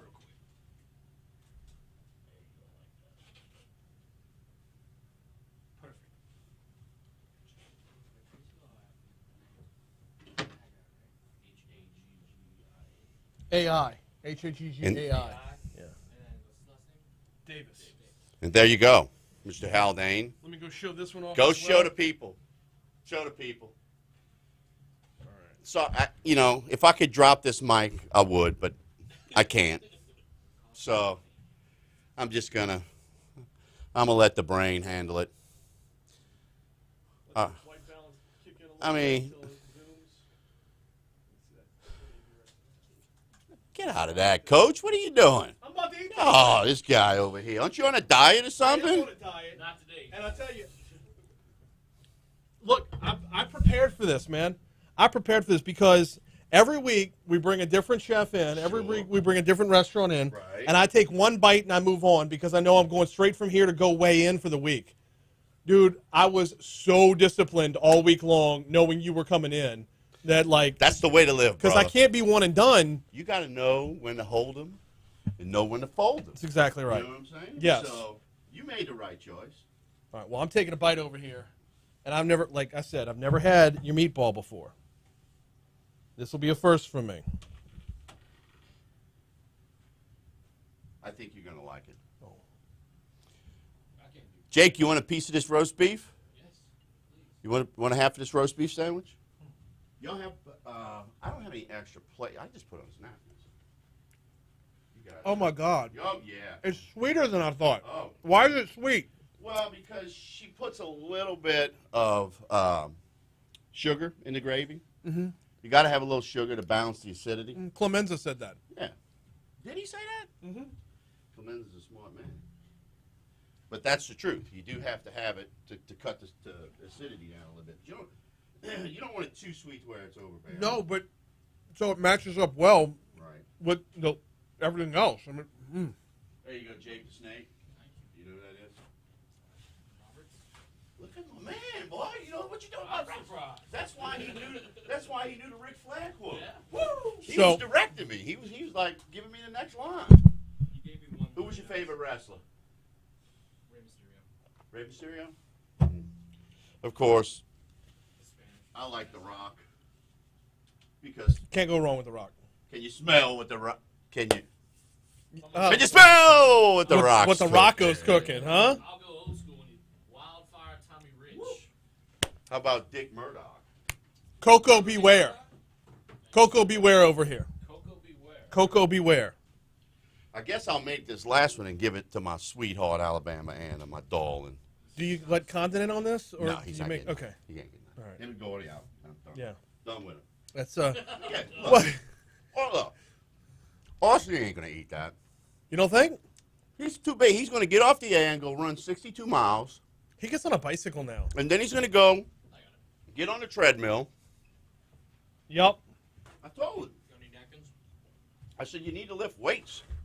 You're getting too skinny. Take it from a thick guy. You don't want to be skinny. And by the way, the chicks dig the big guys. Just saying. It is what it is. They want to be held. Dude, I'm about to lose that 2 in front of my weight and drop down to a 1. Yeah. I'm Tell you almost out of crazy. 2. Did your wife tell you? I saw her yesterday before I was going to mass. No. So she's walking. I said, look, tell Brian, because I thought the show was last week that we were supposed to do, right? Or was it? No, it was this week. It was this week. It was this week. I tried to move you up to before Labor Day. Yeah, I didn't know what day it was. Because I thought we were going to end on Labor Day. Right. Or end the Friday of Labor Day. So, but yeah, I knew I wanted you as like either the I honestly last or second to last. The got closer. up yesterday morning, and every Sunday I meet with a couple of my buddies at Frank's to eat breakfast. 6 o'clock in the morning, go eat breakfast, then we go to Mass at Mercy. And I'm getting up, I'm getting dressed, and I'm putting on my skivvies and stuff. And Jill's like, "What are you doing?" I said, "I'm going to meet my we call him Junior. One of the guys' nicknames, Larry Cousins' nickname is Junior. Shout out to Junior. He's probably listening, driving around his Roto-Roo truck. And I said, I'm going to meet Junior and the guys for breakfast. She goes, "It's Wednesday." I said, "Wait, what?" The storm, man. Dude, the storm did it to I everybody. literally did not know what day it was. And I'm not making that up. But I'm going to make this sandwich here. You're not going to? That's all you eating? No, I'm going to have more. I'm listening. I thought you said you were going to. That's all you eat? No, I don't want to be rude. I'm trying to be attentive. No. Why don't you eat? Let me do the talking. This is my 15 minutes of fame. All right? Your fame is over. It's mine now. It's the Rocco Moro with the what is it? The give me the WBRP. WBRP. I knew it was 100.7.3 FM talk radio. You know, I always wanted to be. You know, I tried Gordy when they were trying to get somebody in to fill some spots on sports talk. Wouldn't even give me an interview. Really? Can't believe it, you know? And he gets the biggest kick out of seeing me in my Blue Jay regalia when I'm coaching football or baseball. Because he went to Jesuit. Correct. So Blue Jays. You know that. And by the way, at Rocco's on Drusilla, we got a lot of Catholic school memorabilia in there from schools. Of course, we got the Chalmette High helmet, you know, my helmet from when I played for the Fighting Owls. Yeah. And then we got some Holy Cross stuff. Even got some Brother Martin stuff. I don't have any stuff from St. Paul's. I don't have any stuff from Jesuit. I'm just saying, y'all want to represent your people. Y'all got to do a better job. All right. Let's see. I had one up here before. It wasn't mine from high school. It was one that, no, somebody took it. It's going. What you had? One of those Steins? St. Paul Stein? You know, my godchild goes to St. Paul's. No way. Yes, he lives in Covington. Plays football for Ken Sears? he sure does. It's going now. Little Brennan Walsh. I had a ball cap up here. I don't know where it went. So. Yeah, what are you gonna do? I mean, it is. I'll bring you one. Hell. I just thought they might want to represent themselves. Of course. That's all I'm saying. Always want to represent. I mean, it is what it is. But we have got some really good stuff coming down the pipeline. As you may or may not know, this is our 25th year in business. Really? Actually, Raising Cane's and Rocco's started the same year at the North Gates of LSU. Did you know that? I did not know that. We started the same year. As a matter of fact, I used to run and get change from Todd because I was always drunk and hungover because I was in college when I opened that place. You know that. I was still a student, so I was still living the student lifestyle for the most part. And, opening the restaurant at 10:30 and getting there at 10:27. I'd never have any change. I'd run down and Todd, I need $50 in ones. But because it's the 25th year, we were doing it, and it was actually August 1st. And and we were going to launch everything in September. You know, our social media platform and all was going to start doing all kind of spots, and we were going to run radio ads and things of that nature, and start pushing everything September 1st for the big 25th year celebration. We're going to be doing crazy things like the 25th customer every day gets a free meal, you know, just different promotional stuff. And then also every Tuesday for a month, and we have to push it back just like you had to push your stuff back, we are going to do a 15% give back to a specific charity. Okay. The first one will be for Catholic Radio in honor of Louis Prejean, who passed away of COVID early in the year, who was just an instrumental figure in the Knights of Columbus KC Council 969 at Mercy, which you know I'm a member. And are you? No. Well, I know. you will be soon. I've been recruited. I'm going on the Axe retreat. I was gonna say I'm going. So now you're gonna have to join KC. Reciprocation. You're gonna have to join KC. So, and he was just. What up, Hanny? What's up, Andy Griff? He was just one of those really good dudes, man, and it just. Lewis was the best. I mean, just a great story I can tell you. You know, he was best friends with Chief Justice Scalia. I mean, Supreme Court Justice Scalia. Did you know that? Yes, I actually did know that. And they hunted all the time, and he would come here and go duck hunting with Lewis, and you know, deer hunting, and he'd take him fishing. And one day he was in the restaurant with him, and the chief, the Justice Scalia said before he went in, said, "Don't make a big deal. I'm gonna have a ball cap. Don't tell anybody who I am. I don't want to be, you know." Of course, he wanted to kind of remain, you know, anonymous amongst the crowd, you know. Right. Eventually, some people did recognize him, you know, and then went over to talk to him. But it was. But who would put him in that place, though? Like, why is Anthony Scalia on Drusilla? He's on Drusilla in Rocco's. So this is like right about the time we first opened. Maybe it was a little bit later, but back then, on 2003 or so, that area where we're located, there were only 2 restaurants. I mean, there and the third. Drusilla. That's correct. And we were just slammed every day. And so we were just getting our butts handed to us. Yeah. And Mr. Lewis came over to me. Oh, he went to one of the managers and talked to one of the managers trying to get the food out because Justice Scalia had to catch a plane. And he was trying to get out of town. And they were running late, and he told him, so finally he comes, Rocco, come here. And it's perfect Louis Prejean, and I can do a great impersonation of him. Okay. Rocco, we need to get our food. That's the chief. I mean, one of the Supreme Court Justices of the United States of America, Anthony Scalia. And so I looked at him and I said, I don't care who he is. He's got to wait. Beautiful. And I would expect nothing less. Which, of course, I'm joking. Oh, I'm joking.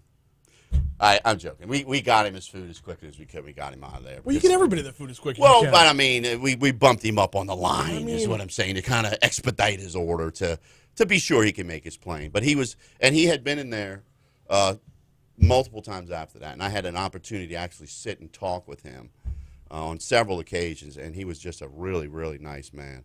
And of course, so was Mr. Lewis. But yeah. But anyway. So before you get out of here, and we do have to sign off because we're running over. But so at the height of COVID, when the whole crew came down here from Department of Health, the U.S. Department of Health and whatnot, yeah, I got to hear about this for like the next 2 months. Every time I had an interview with anybody who was on that trip, correct, I would be asked by like the head of Health and Human Services for the United States of America. Surgeon General's office was on that trip. I mean, like, you name it, they were on that trip. And you catered that trip. Yeah, so when, you know, we have procurement contracts. The state always has procurement contracts out with different vendors and stuff. And they were not prepared for COVID. You know, they had contracts out. We do catering for them all the time for GoSep and what have you. And not only us, a lot of restaurants, City Pork Hospitality, Rufino's. Anyway. So yeah, we were fortunate enough to be able to get a lot of the catering because they shut down the facility cafeteria over there on Independence where the fire marshal's office ate, state police ate, GoSep ate. So they didn't have a way to feed these people. So we were feeding them, and then when Mike Pence came in for his trip, yes, we fed them roast beef po' boys, shrimp po' boys, gumbo, and etouffee. Mm-hmm. And from what I hear, there were a couple of slugfests over the roast beef po' boys. So, so I can't remember the woman's name. Yeah, the lady took Small Business Administration. Yeah, she took it on a plane back with her. Carranza, I think, was her last name. And no, she. So according to Admiral, why am I breaking on all their names? He was second in command. He's from, he's the from National New Guard Orleans. auxiliary guy. Yeah. Oh, he's the head of the National Guard. I have forgotten everyone's name already. Yeah. That's how bad this storm was. Because you're almost 50 years old. Want to see my camel toe? Let me look this guy's name up. Admiral. But yeah, while you're looking it up, I mean, so we had the opportunity to feed them. Mike Pence loved the roast beef. He loved the gumbo. Very nice guy. I think he's going to be your next president, if you ask me. Do you know? Brett Giroir. Brett Giroir. West Banker by birth. Mm-hmm. And second in command for the Department of Health and Human Services. Right. So he was ratting on the head of the Small Business Administration, say she put 4 of them in her purse. 4 of them in her purse. Right. I'm like, well, I mean, small business recognizes small business. What can I say? You know, so we've just been very lucky. But, and it was a great thing. And we appreciate GOSEP, and then also the Mayor's Office of Homeland Security, Mayor Broom, and then Kurt Monty, who who's a from fire department. Yeah. Mercy guy as well. Well, his kids are older now, all in college. But I didn't know Kurt was a Mercy guy. He sure was. He coached football over for years. But anyway, so yeah, Monty was also instrumental in helping us get some stuff to the mayor's office and feeding the mayor's office of Homeland Security as well. Mm-hmm. And so we've been blessed and very fortunate because we were doing no sales in the restaurant. I mean, there's just nobody coming in. You weren't allowed. That's correct. So no, even when they opened and did the to-go's, we still wasn't. I mean, nobody's going to. They had everybody scared half to death, which understandably in the situation we were with the uncertainty, I get it. So we had to strictly close and we just did catering for almost 4 months straight, and we opened on Fridays during Lent. Sold crawfish, sold fresh shrimp, stuff like that. Yeah. But we got by the grace of God, and you're always told, and one of the things I'm always told as a Catholic Christian is to always walk by faith, and try and be as giving as you can, as often as you can. And so the older you get, the more you realize how important those things are in your life. And, Jimmy Ott, the Otter calls me Reverend Rocco now because I'm because you're never going to see me on the street corner Haldane going, Brian Haldane, repent, or you going to hell. No. Let me lay my hands on you. No, we're Catholic. But you do know that there is a relationship with Christ that you have to form. And some people, it takes a long time. It took me till I was almost 47 years old to get it, But I got there, And so when you walk your journey of faith, you walk it by faith, and you'll get to where you need to go. Yes. But you always got to stay the course. So, last thing I wanted to tell you before we get out of here, because I know you're pressed for time, is the celebrations. Be looking for them on social media because we're going to be doing those give back days on Tuesdays. This month? Well, I think we're going to start. What were we? The 10th, 11th. I think we're going to start. Yeah, we're already 10 days into the. Not this week coming up. The next week. Okay. Okay, because there's still a lot of people. I mean, if you wait till next month, it could be Rocktober. That would be a good idea. Huh? I like it. Huh? I like it. Rocktober, the month of Rocktober. Jake, what do you think about it? That's what we're going to call it. All Rocktober, right. Coined by one Brian the Brain Haldane. But yeah, we're going to do the give backs, gift cards, crazy giveaways, days where we're going to do stuff like 25-cent Cokes and 25-cent fries and just different stuff like that, celebrating throughout the whole month of September through October. If we can get it done by the end of this month, and it'll be September through October. Is what Good deal. And we will call it Rocktober. Yeah. He is Rocco. Always a pleasure being here, Rocco's man. Boys. Love you, brother. Love you. Same here. They're on Drusilla. You know where to find them. I also find them on social media as well, as I'm sure a lot of those Rocktober deals will be going through social. Thank y'all for watching. This has been Foodie Friday presented by the Louisiana Beef Industry Council.